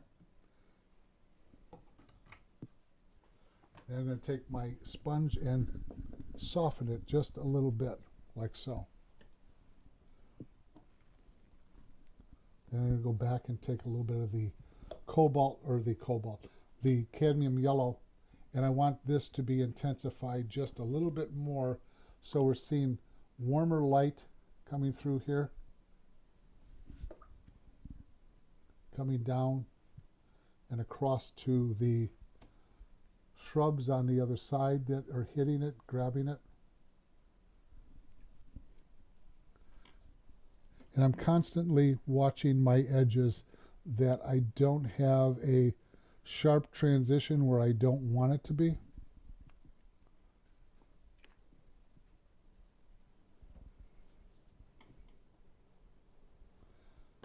And I'm going to clean my palette again.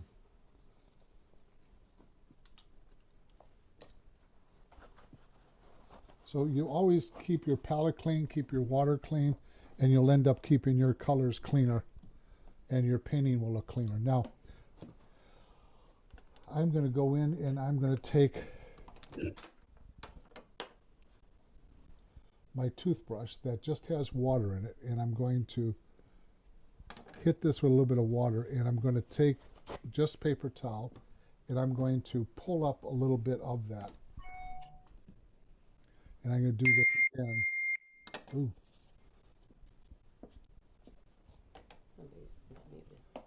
Yeah. And a little bit here for some texture.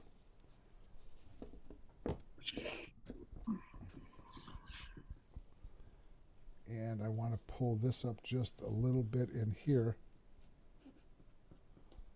And then I want to add a little bit of texture into the shadow area here with a little bit of cobalt blue.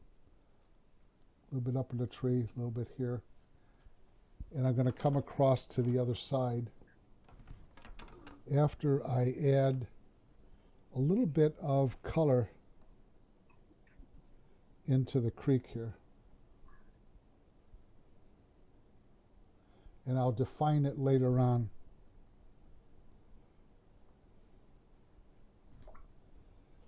So what I have at this point is I need to continue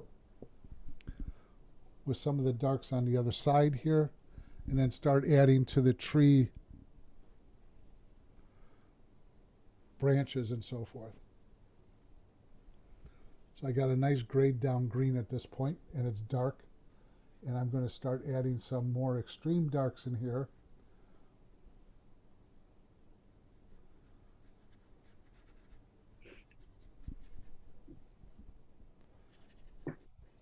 And start connecting a few of these things just a little bit more.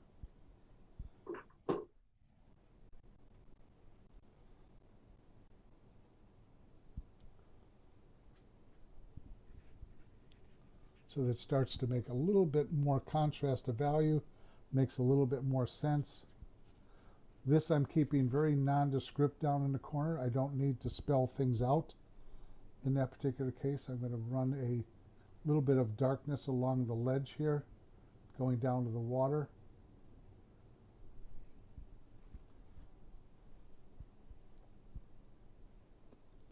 We might go a little long here because of the little bit of problems at the beginning, but I think we'll hit all the points that we need to. Now, I'm going to take my smallest brush I'm using, which I think is a number 4 round. It's an older brush. It doesn't even show the name brand on it anymore because I've used it enough. And I'm going to mix up some colorful darks here. But they're going to be fairly dark, and I'm going to start putting in some of the branches. So I have a nice dark here. And as we go up into the trees, I'm going to start with the trees. Where they go up underneath, I'm going to darken them just a little bit. And I'm going to start putting in some of the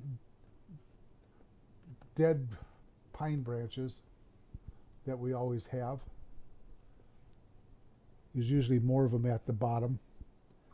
As they grow up, they have a tendency of dropping more of their branches.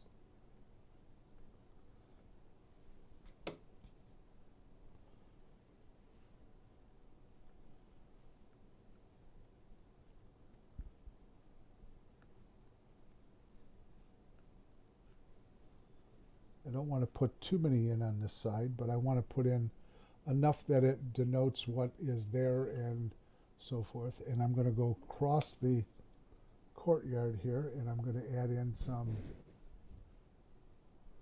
more distinct branches.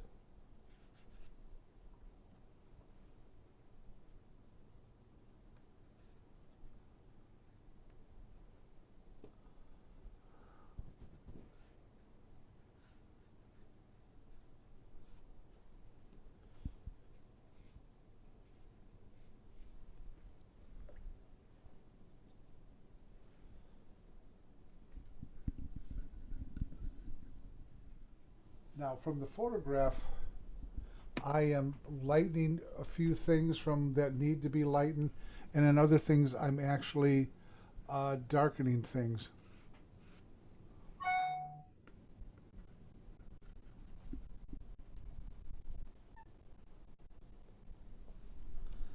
And I'm going to go in and I'm going to make a darker dark here. And I'm looking around the painting as I'm going. I need to make this tree a little bit heavier, a little bit darker to help balance off some of the other trees that are a little bit lighter. So I'm allowing this to be a little bit darker and heavier, thicker, older tree in the background here.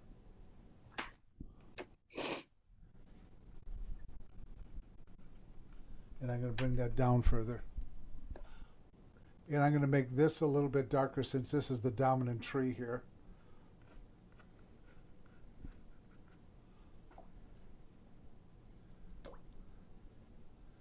And I need to lift out a few things in here and not make it such a straight line like so.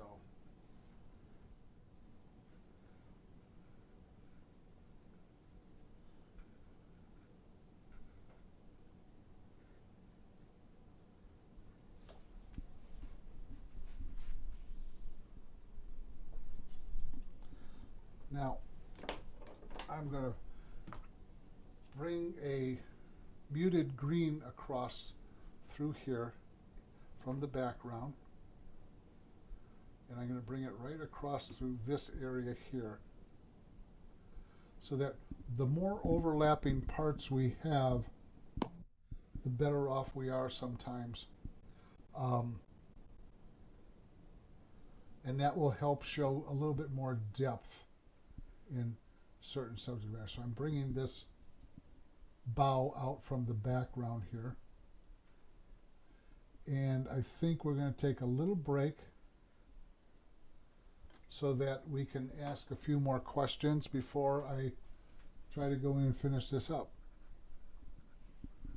So I'll have my wife turn your mic on. I put a few in the chat, so I'll just kind of read through them. I wrote, you're pulling branches that look lovely. I'd be inclined to put pencil marks first so that I know what I'm doing and where I'm going. What suggestions do you have for branches that look natural? Okay, there's a couple different views on that. If you put a pencil mark out here and you don't use it, you're stuck with the pencil mark most likely. Sometimes you can erase that. The reason why I don't do small detail like that with the brush is, or with the pencil, is I do it with the brush. I don't worry about little things. And that way, if you change your mind where you want them or how you want them, it gives you the opportunity to not have to follow the pencil line. Now, to be very truthful, I've been looking at the photograph intermittently because I've kind of memorized what I was doing. I did a value sketch of this previously, and I don't like to look at the photograph too much, to be truthful, because then you can get yourself in trouble. There's still other things I have to do to the painting to carry it through, but I put them where I feel I want them, and I'm also looking at, okay, what I did here and here, they're pretty close together. I'm going to have to add another one in here to break this up. And I really don't like putting a lot of detail in on a drawing because you'll end up losing it anyways. What about negative painting? I don't see you doing much negative painting in here. Are you? I'm going to is do that pretty typical, or? No, I'm going to do a little bit of negative painting up in here and in here, just to give the depth of darks going in. Okay. There's still a few more things I need to do. I need to close this in a little bit because I'm trying to get this not to be that straight line opening.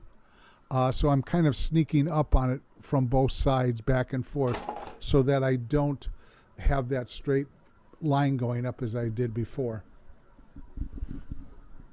But I'm going to use some negative painting in this. Any other questions?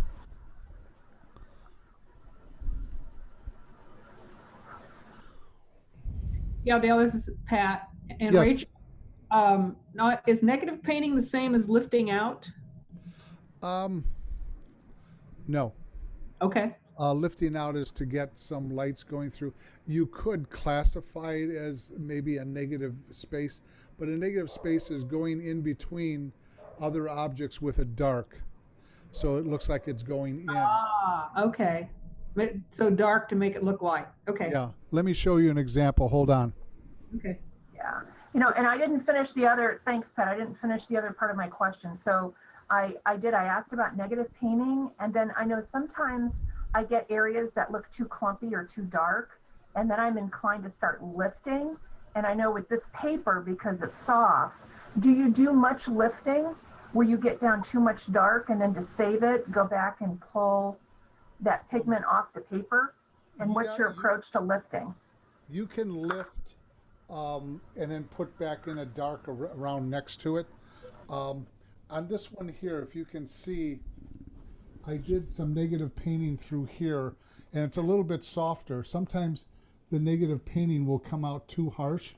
This is in the background where it's soft, where I came up into here, into this area here, I started negative painting some of these darks down into here. A little bit of negative painting down here. I don't do it consciously anymore, but there's negative painting over in here in this area here. I don't do it harshly. This is another painting I did. This was a rough of a painting I did not too long ago. And with the waterfalls, I started negative painting some of these things, but up in this area here, I painted this first around this value, that color. Then I put some darks in between to form the rocks that were up there, and I kept them very subdued. But this was a rough for a larger painting. So Okay. I don't use a lot of negative painting. So it looks like I've been doing negative painting and I didn't know it. Yeah, most likely. It's not something that I consciously do all the time, but I am adding darks in.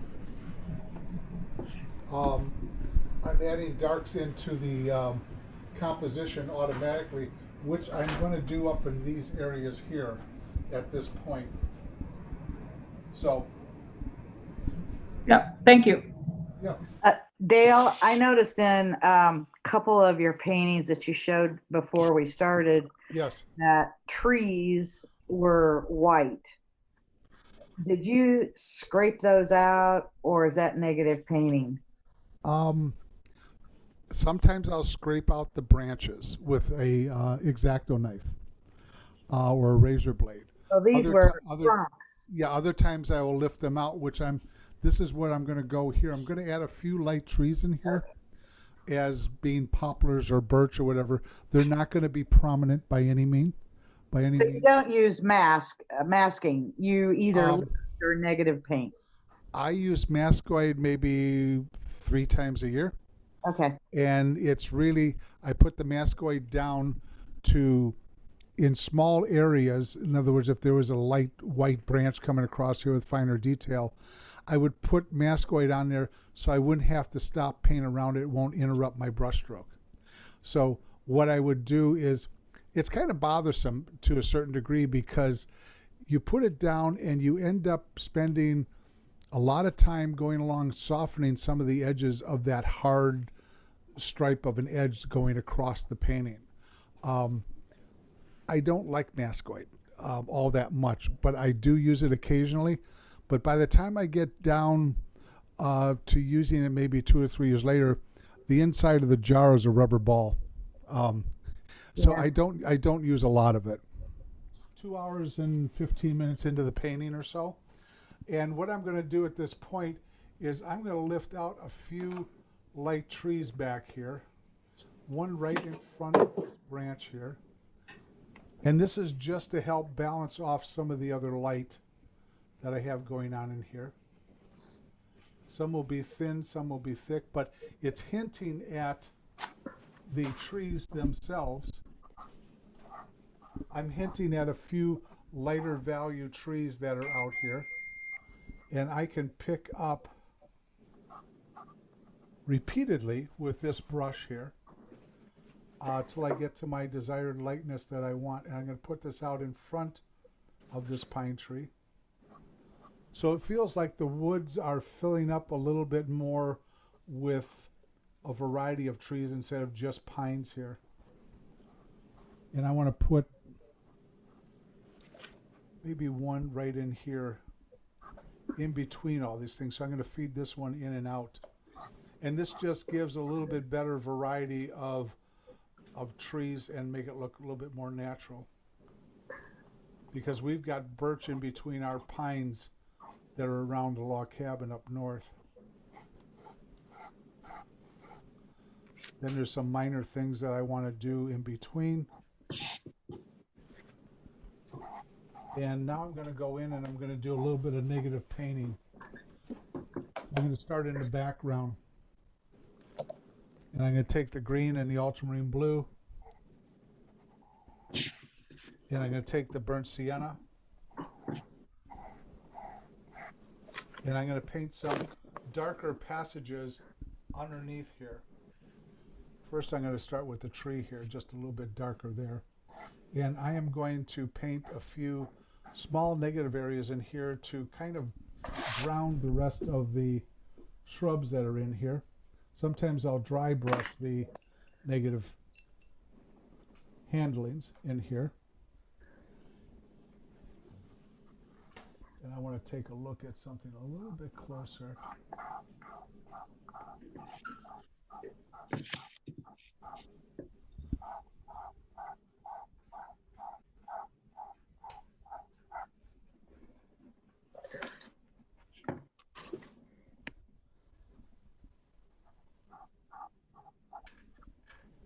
And sometimes I'll just take my fingernail and pull things out.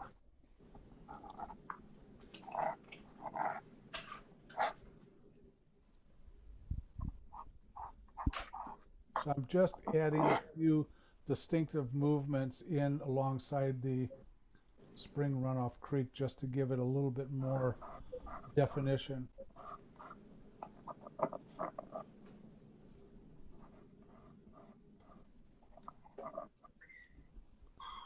And I'm going to add a little bit more of the yellow in a couple places here.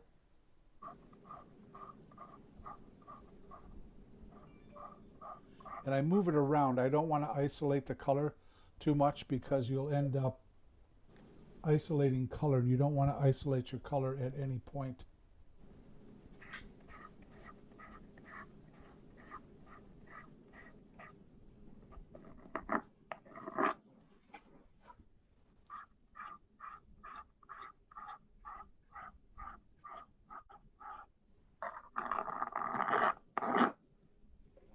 Is somebody not muted? I'm hearing scratching.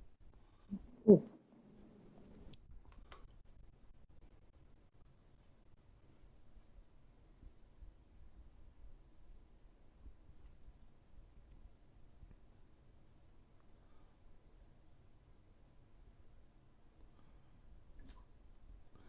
going to take a little bit of cobalt with a little bit of the yellow in it, not too much. And I'm going to give this a little bit more dimension down here. Then I'm going to go back up into the trees.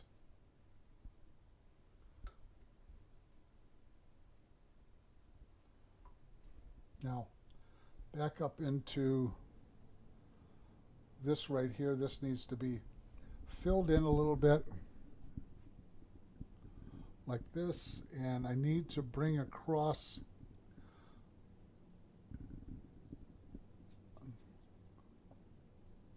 something right up in here.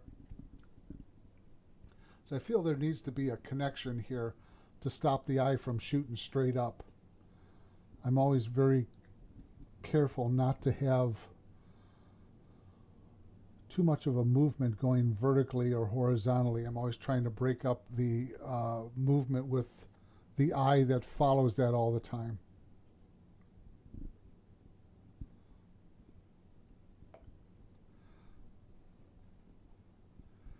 And I'm going to add a little bit of a stronger pine tree right here, just a short one.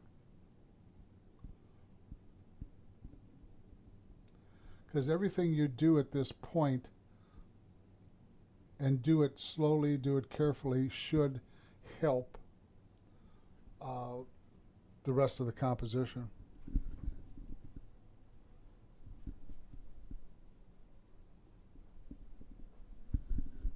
So I am moving a little. Dale, if you've lost your yellows, what do you do?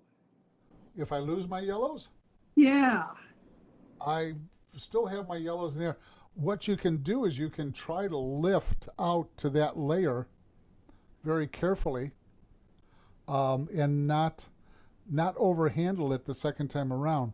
You can't bring back the yellow by adding more yellow on top. That I will tell you. So you have to be kind of careful. So I'm going to add a little bit more of the continuation of this patch of shrubs that are back here. And you notice that this line is not a straight line. It's kind of serrated a little bit. Because I really, when you're dealing with this type of subject matter, you don't want hard straight lines. You want something that is kind of soft and bouncy a little bit more.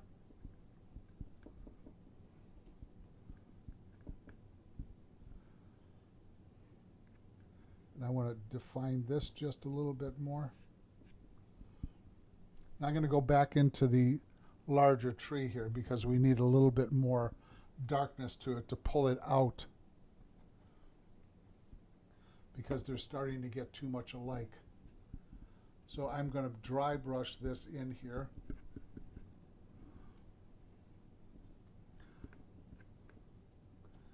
And as I said before, I don't like some of this evenness going on here. I have to break this up just a little bit more.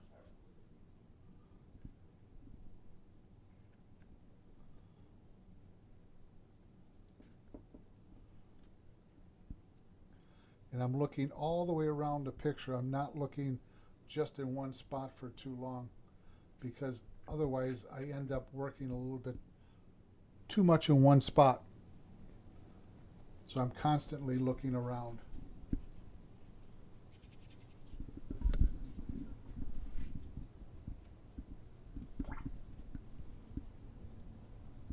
And I want to bring some of this other foliage across up in here, right across to the other side. And I have too much light showing up too far, so I'm going to block that away from us. So I'm always comparing the lights and the darks and how the negative space to the positive space is being handled.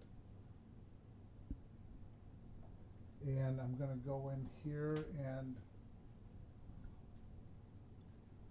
clean the palette again. I'm getting kind of muddy color here. And I'm going to take the cobalt blue again. And if I leave a little bit on the palette, that's fine, because it will automatically gray itself down just a touch. And I need to tone this space down here, with the cobalt blue that's grayed down. These are too many light spaces back here. So I want to try to close this in a little bit. And this is too much of a light space. So I'm being very conscious of having this move in for the viewer's eye. I'm always telling my students, I says, you're in charge of entertaining, so make sure that you're entertaining right. Don't let the viewer kind of wander around where they're supposed to be.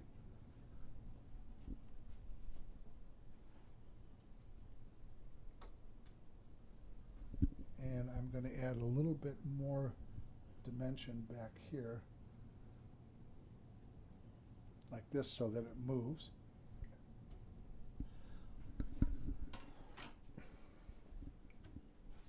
And there's a few little darks I have to put in. I hope we're doing all right on time here.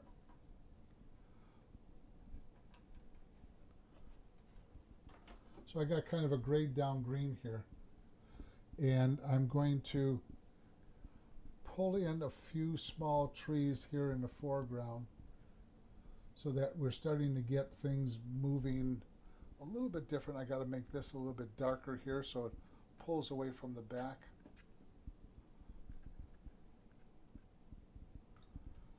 And I want to make this a little bit less brown up here.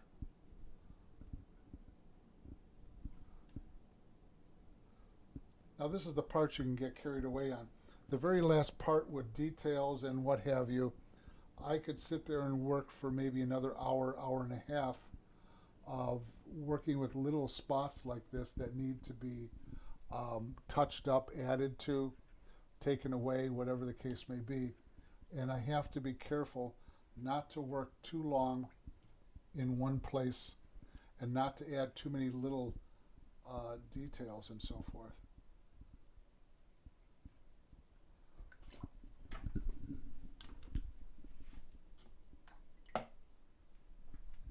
So I'm going to take a little bit of the cobalt blue and I'm going to add it right in here.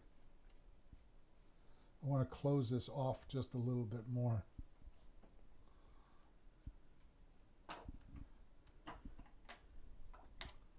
We're getting down towards the end, I think. And I want to add a little bit of change of value here because it's a little bit too flat. And some minor darks that are along the creek here. Got one here that we need to put in. This is just a couple of accents of dark here and there so that it defines itself just a little bit more. I don't want this being the creek as the focal point because it is not. I was asked a question last night. I did a demonstration for an art league and they asked the question, do you always have to have a focal point? You actually don't have to always have a focal point. It makes a stronger composition, to be truthful, but you can have points of interest that the eye can go to and rest, but a focal point does make a stronger composition.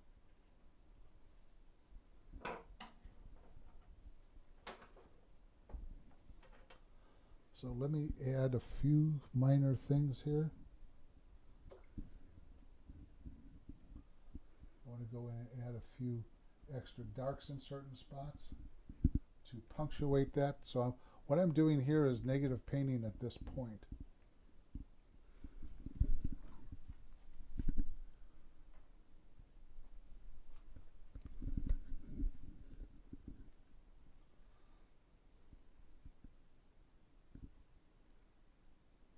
And I want to darken this in a little bit because it's coming out too much. And then I'm going to add some other darks to it.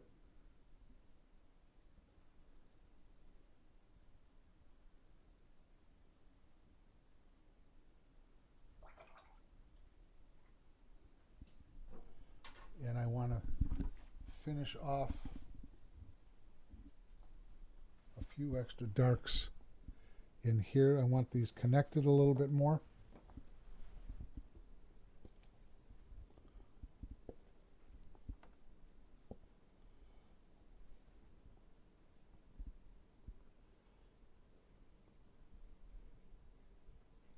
So I'm going to add a few punctuations in here. Now remember, this stuff does dry lighter as it dries, so it looks like it's going down fairly dark. And I don't know how your monitors look. I'm always curious about that. It's like going into the old TV spot in a Sears store and seeing all these different monitors are all a little bit different. From one monitor to the other, you have to kind of get the idea that this is this color, that's that color. But one of the things that bothers me is the color variations are not even close to being the same. So I am trying to get things balanced off here a little bit differently than what's in the photograph.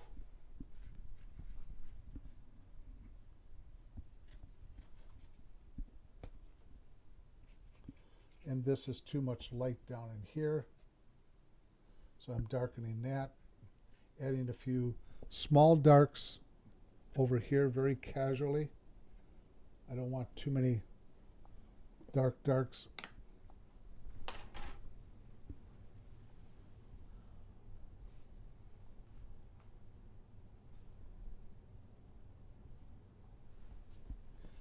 And just looking at it for a moment, I'm going to add a couple slightly soft trees back here that are a little bit darker, and I'm going to use the cobalt blue and a little bit of that green here. Just mix it right in. And I'm going to put a tree that's right here. I'm carefully placing these trees at this point. This gives us a little bit different value back there than what's in the photograph. And I'm going to allow it to fall away as it goes up. So I take my finger, which that drives some watercolorists nuts. They always say never to touch your paper with your hands, but I do occasionally. And I'm going to put another small one right over here and have it kind of just fall away. You don't want everything to show all the time, 100%. Okay. One more thing, and I think we'll call it. I'm going to add a little bit of the yellow medium, just a little bit here and there with the toothbrush. Not too much because you don't want to put too much frosting on the cake.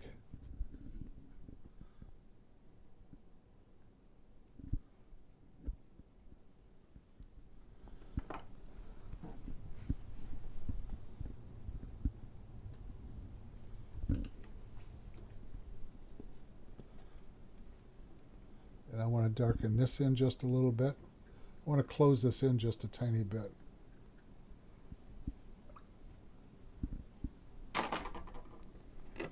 And if I add any more to it, you'll know about it when we talk about it next week. So I'm going to take the tape off. This is the part that you have to be kind of careful on with this paper. I am pulling away from the painting for the fact that I have tore up part of the painting before. That's where my students usually gasp with breath. I'm very careful on pulling up the tape. And I pull it away from the painting, not towards the painting, because you could tear up some of the painting. And then we can open mic and start asking more questions. And we already have some questions. And let me just take off this last bit here. And apparently,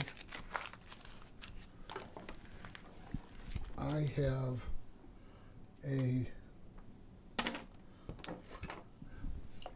a turtle down by the creek here.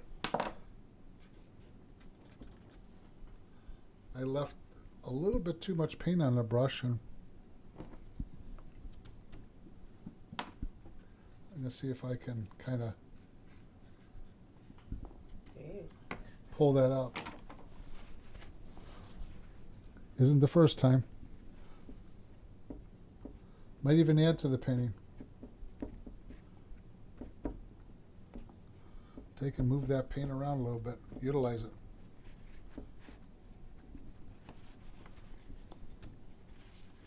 But you can see where I ended up in about 2.5 hours. And it's a very slow process. And I'll be right with you. I got to do one thing here by lifting out a little bit of color right here. Oh, I never use color tape. I always use a neutral tape, because a color tape, I've had students use that frog tape that's green, blue. Even had, you can use black tape, that's neutral, but don't use a color tape because it will throw your colors off. Let me take off the top piece here. Rachel said, wow, it really pops when the white around, with the white around. That's the fun part. as far as I'm concerned. The reason why I do tape it off is to make sure it stays in place, number one, but when you take the tape off, it gives you an idea of what the mat looks like.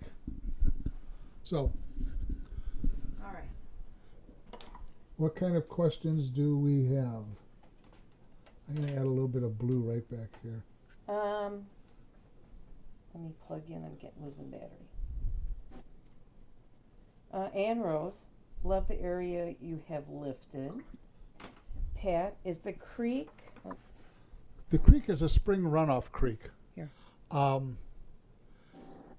It's not part of the focal point. It's just a secondary character actor. I did not want that to be the focal point. I left it as points of interest. Now, I can pull away some light on the tree here and there as being a little bit more distinctive of where the light's coming in.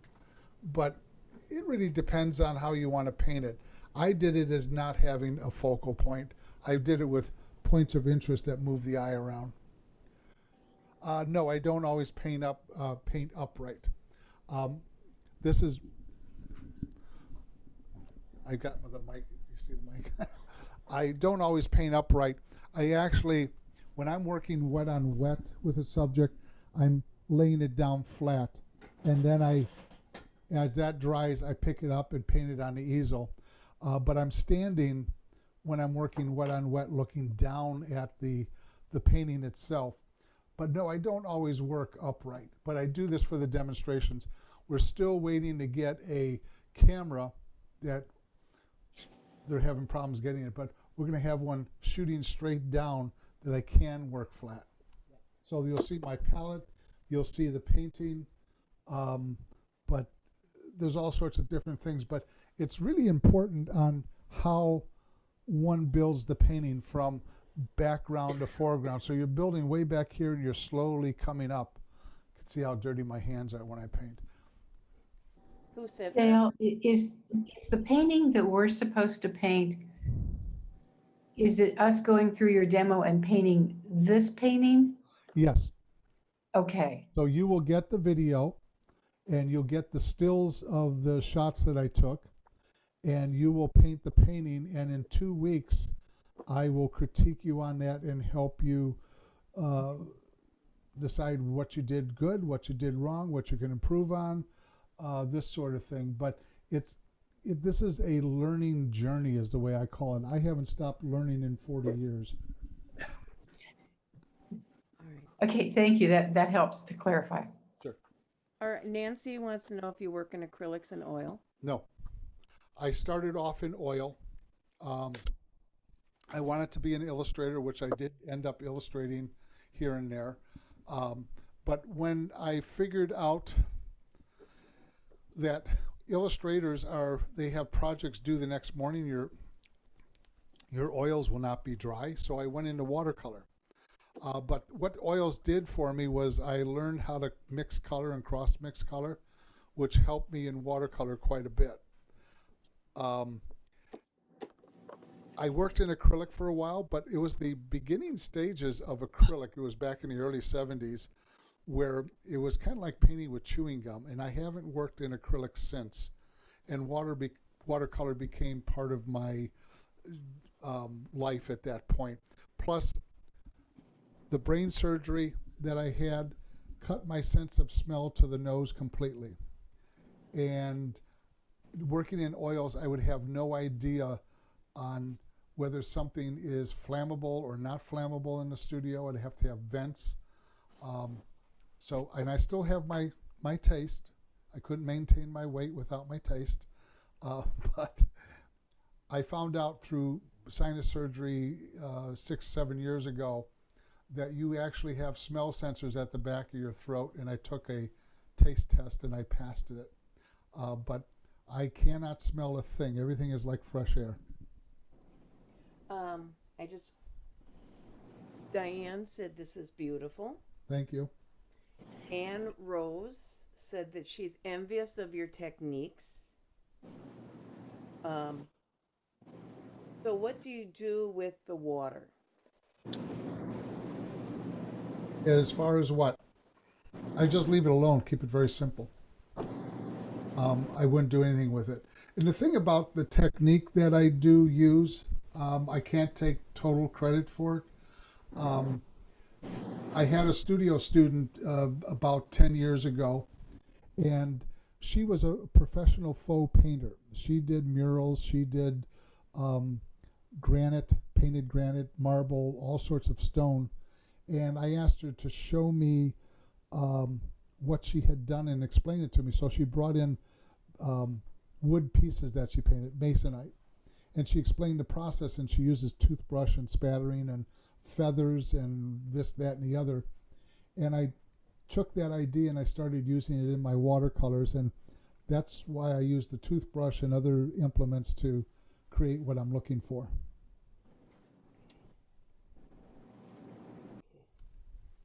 Dale, do you put out fresh paint? Yes, I put out fresh paint every time when I need to. The thing about core watercolor paints is they stay fluid for quite a while. I have a traveling palette that I use, and the traveling palette folds like this, and it has two trays, the one I was using holding up and this one that's stationary. And I spray it with a little bit of water, not much. I cover it with a paper towel and close the lid, and it stays fresh for over a week, where I don't get that in a lot of other name brands. Another one that stays wet is M. Graham, which they use honey as their vehicle, which is the way that they used to make watercolors. It stays wet longer. If they're a little tacky, I'll add water to it and mix it up in the cell, but I always add new paint when I need to, because dried paint is dead pigment. It's only good for tinting, not for big washes. You won't get the intensity nor the fluidness out of it. Dale, Yes. I use the toothbrush to put the yellow on at the end, Yes. and it all disappeared. You didn't have enough paint. Okay, On the thank you. toothbrush. I have another question, please. When you do these, do you ever use casein? No. No, And I could you stay give me with an answer of why or what? I stay with watercolor completely. Okay. As I say, I got away from oils years ago, and I ended up giving my oil paints to a student that needed to buy oil paint, so he couldn't afford it, so I gave him my set. I kept a couple brushes, that was it. Denise said, if this is painting, a slow painting, I can't imagine you speed painting. And she said the painting was beautiful. Oh, thank you. And that Rachel has a question about water. Okay. Water on a creek, I would have painted the water horizontal.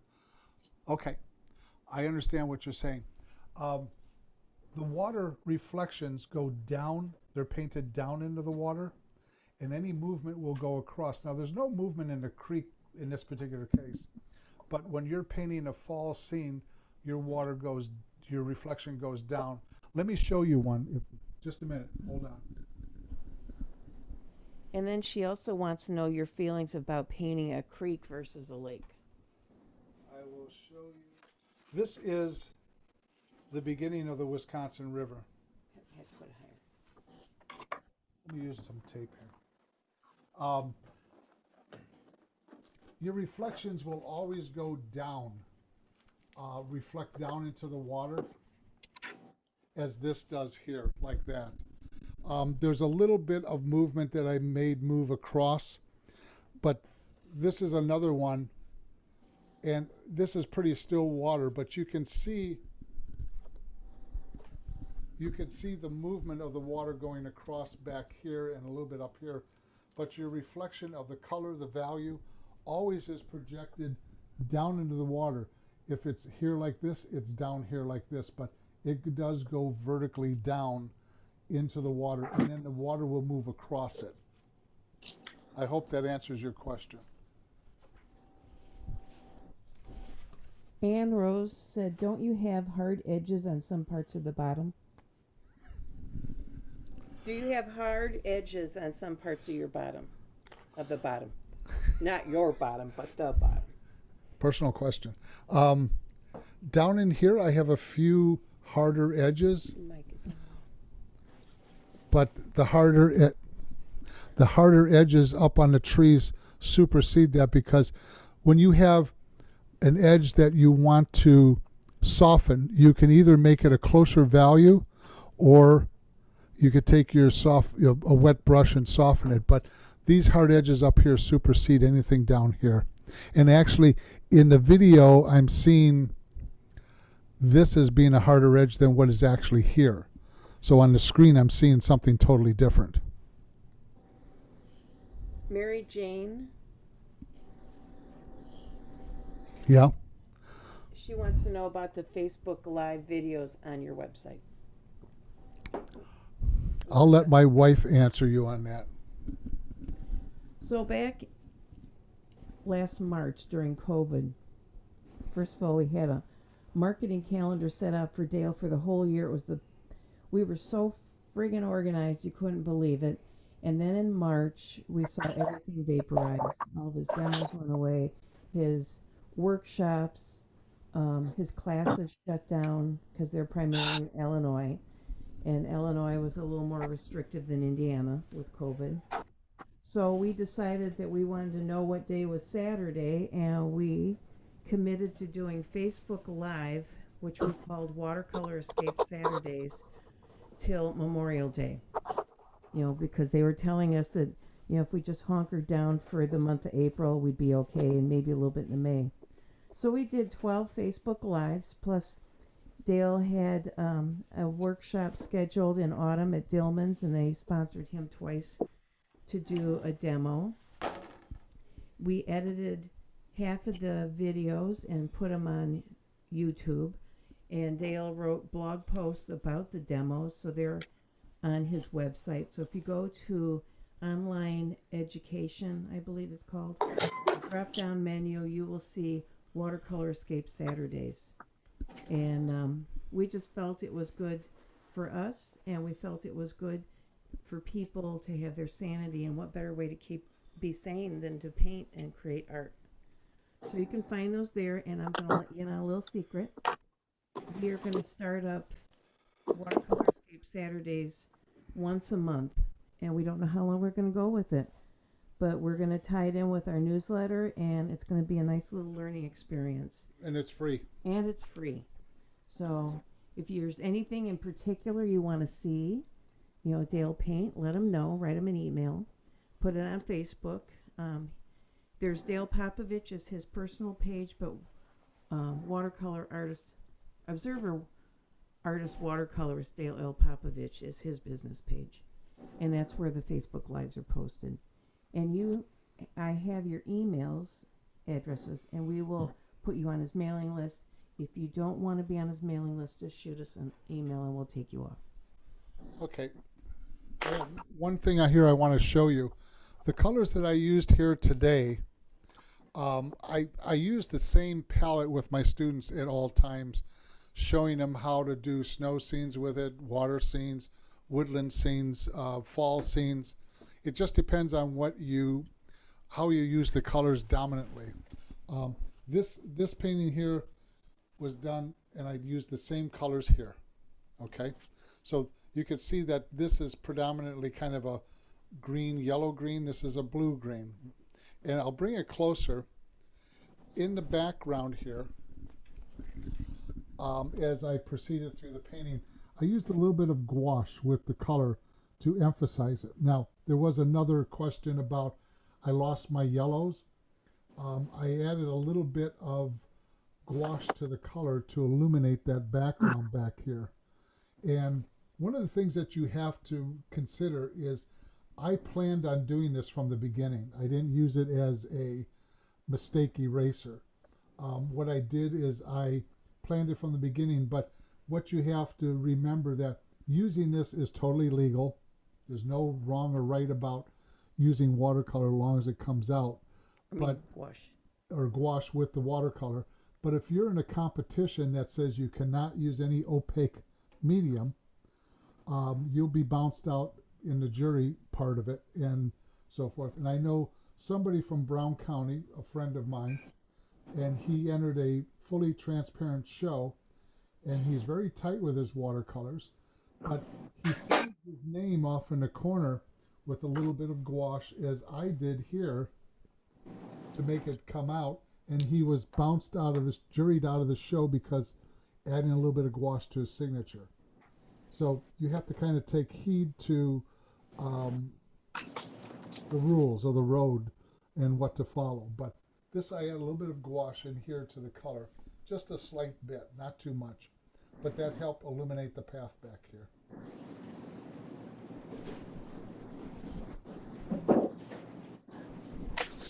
Any other questions at all, please? I haven't heard from either of the guys. Are they still Oh, there? I'm not a guy, but how many all right. more hours will you spend on this, do you think? Oh, I'll probably spend another 40 minutes on it to finish it up during this week, so that the person who wins the painting will have a finished painting. Because one of you will win the painting. Will we see the finished painting on our,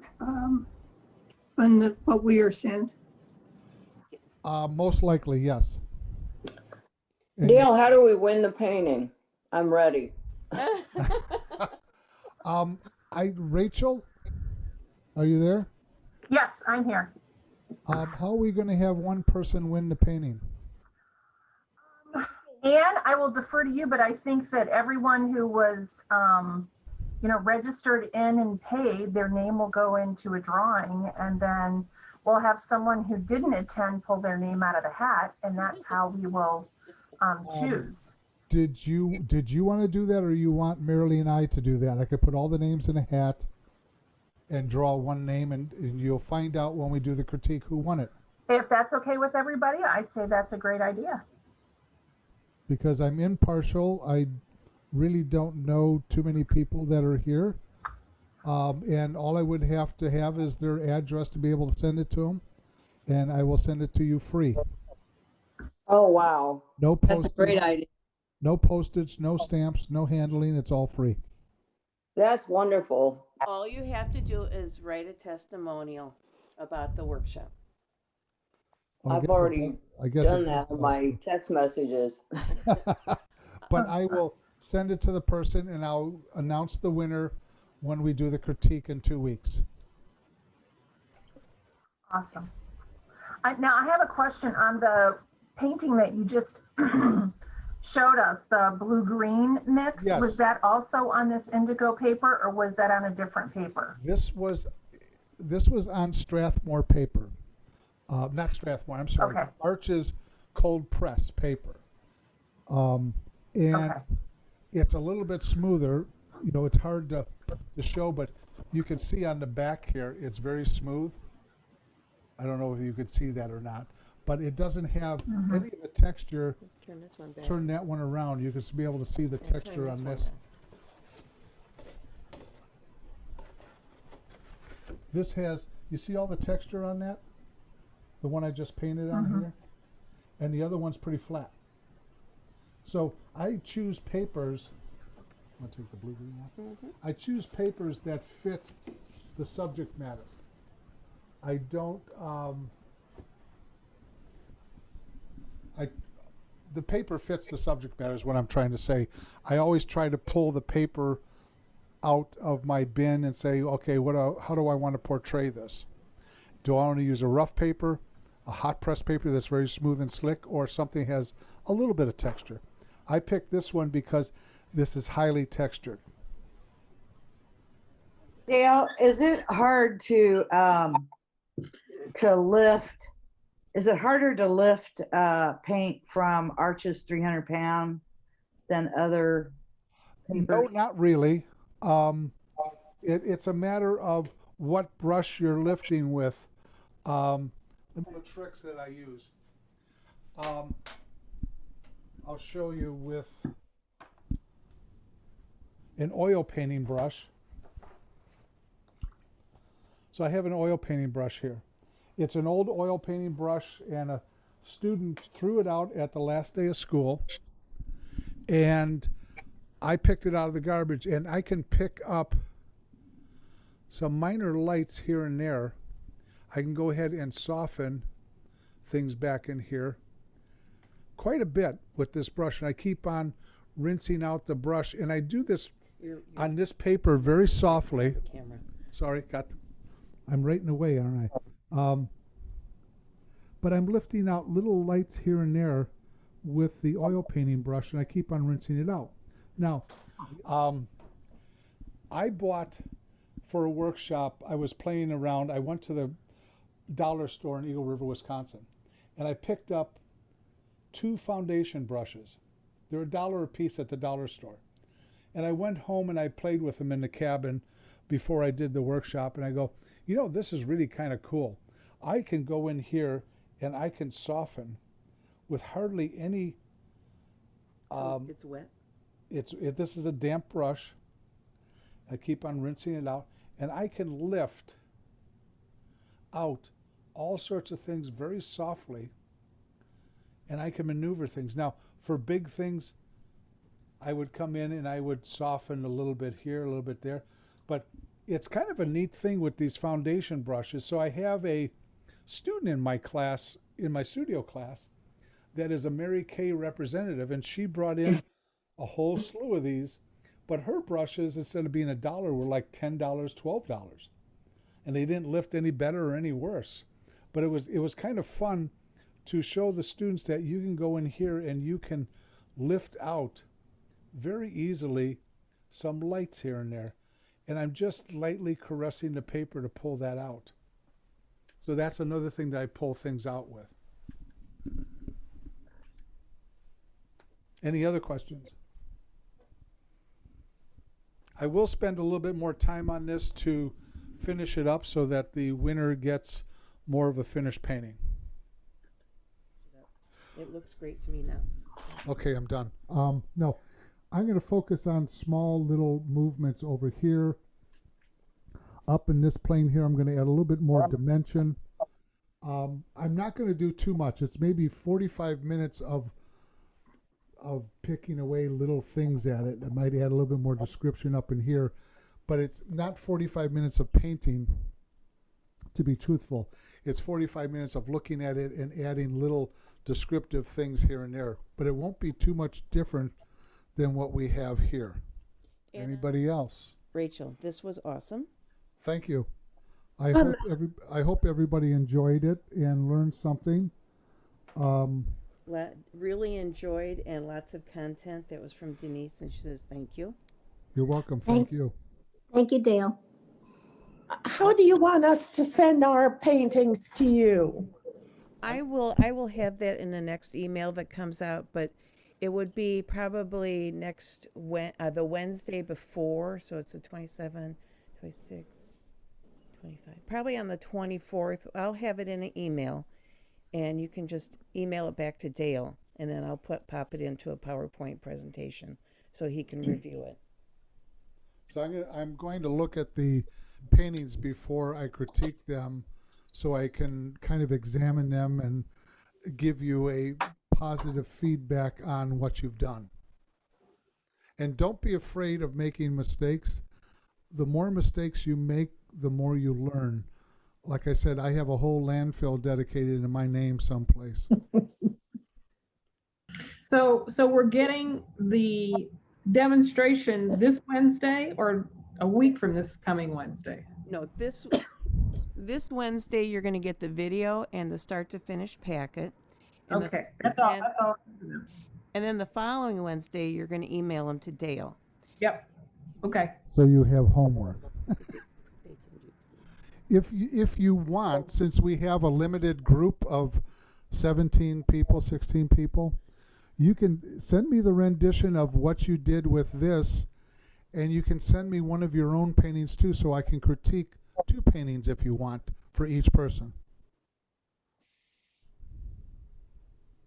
Thank you, Dale. Your painting is just beautiful, and I've learned a lot from you this morning. Thank you. I know I put a lot of information out there, but you'll have a review of this one. And Nancy said, "Thank you for a great workshop. Can't wait to try incorporating these techniques." And just think, if you go to Brown County, 2 days of this, it's pretty packed full of information. Yeah, we do 2 paintings a day, so you'll end up going home with 4 paintings.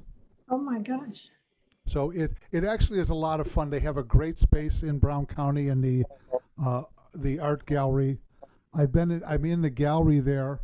I've been in the gallery for the last 3 years, and they have wonderful artists in there: oil painters, pastel painters, watercolorists. I think they have a couple mixed media artists in there. But if you get a chance to go to Brown County in Nashville, they have a great gallery, and there's other galleries in town too that are quite magnificent. Brown County Art Gallery on Artist Street. Yeah, it's on Artist Street in Nashville, kind of up on the hill from the main street, a little bit more east, but it's a great place. And I've been in the Indiana Heritage Art Show now for, I think, 16 years, and it's a great place to show your artwork and get juried into the show. Thank you, Rachel and committee, for putting this together. It's a real learning experience for us, and we're really happy about it. So thanks to the committee and to Popovich's. Okay. Well, thank you very much for having me. I appreciate it, and I enjoyed all your conversation and so forth that we've done. Yeah, I remember you attended one of our Watercolor Society meetings a couple of years ago. I remember you were brand new, and it was your first meeting, and now you can attend by Zoom. Well, that's where we met Valerie Allen. That's how we got Core Paint. So yeah, it worked out well. But unfortunately, we don't get down that way because I'm teaching so much up this way. I know, that's why Zoom will be. You can join us by Zoom, and it worked out, I think, quite wonderful. Yeah. Thank you. But thank you for having me, and I look forward to the critique. And if you folks want to send in an extra painting, please do so. Okay. Thank you. Thank you. Have a good day. You too. You too. Bye. Bye-bye. Bye-bye. Bye-bye. Bye. Thank you. You're welcome.